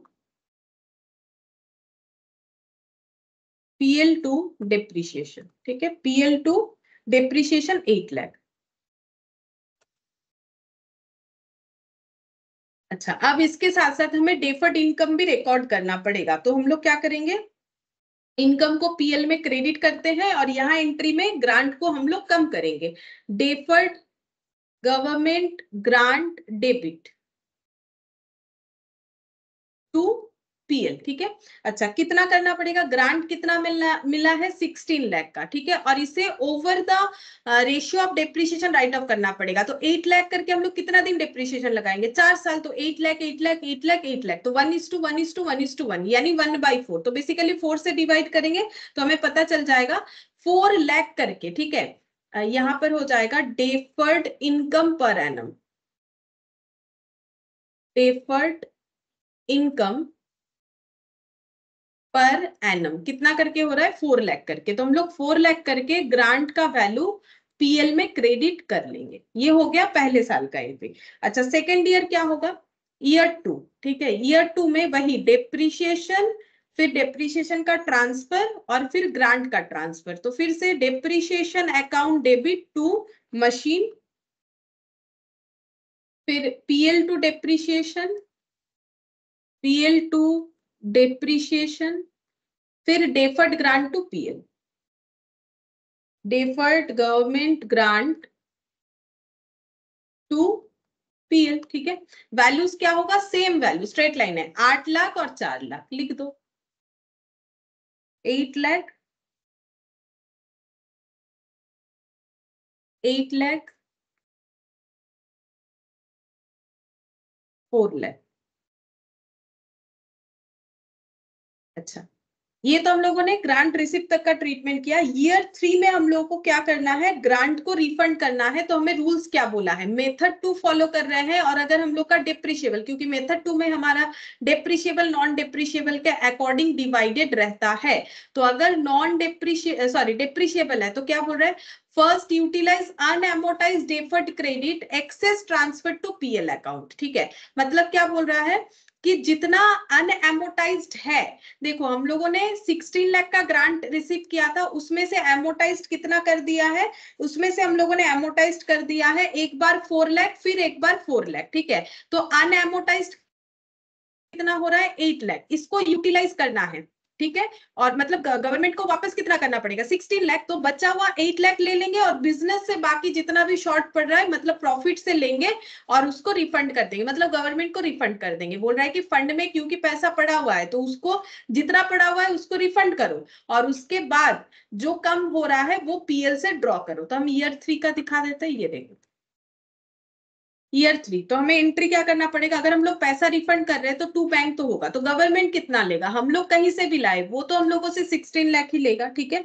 तो हम लोग क्या करेंगे, जो बचा हुआ ग्रांट है उसको दे देंगे पहले, deferred grant, deferred government grant account debit, कितना पड़ा हुआ है 8 लाख। तुम लोग देख सकते हो यहाँ पर, अगर एंट्री को चेक करोगे तो भी मिलेगा। पहले ग्रांट 16 लाख से क्रेडिट हुआ था, फिर डेबिट हुआ हम लोग का 4 लाख से बचा 12 लाख, फिर डेबिट हुआ 4 लाख से बचा यहाँ पर 8 लाख। तो 8 लाख हम लोग रिटर्न करेंगे, लेकिन देना तो है 16 लाख, तो ग्रांट से 8 लाख लेंगे और बाकी जो बच रहा है वो हमें पीएल से लेना पड़ेगा, यानी 8 लाख यहाँ पर लिखना पड़ेगा profit and loss account debit. ये हमेशा हम लोग का बैलेंस करके ही आएगा, ठीक है। अच्छा, अब ये तो रिटर्न कर दिया, तो क्या एसेट यूज करना बंद कर दिया? नहीं नहीं, एसेट तो यूज हो रहा है। Depreciation account debit to machine और PL to depreciation, PL to depreciation, PL to depreciation. अच्छा, कितना डेप्रिशिएशन चार्ज करेंगे? क्योंकि यहाँ पर तो एसेट पे कोई इंपैक्ट लाते ही नहीं है हम लोग का एसेट पहले भी 40 लाख का था, अभी भी 40 लाख वाला ही है, तो 8 लाख करके ही डेप्रिशिएशन लगता जाएगा। यहाँ पर डेप्रिशिएशन में कोई भी चेंजेस हमें नहीं देखने को मिलेगा, ठीक है, क्योंकि यहाँ पर हम लोग एसेट के वैल्यू को अनचेंज रखते हैं, ठीक है, सिर्फ इसको इनकम इनकम दिखाते जाते हैं। हो गया, तो इस तरीके से एंट्री होगा।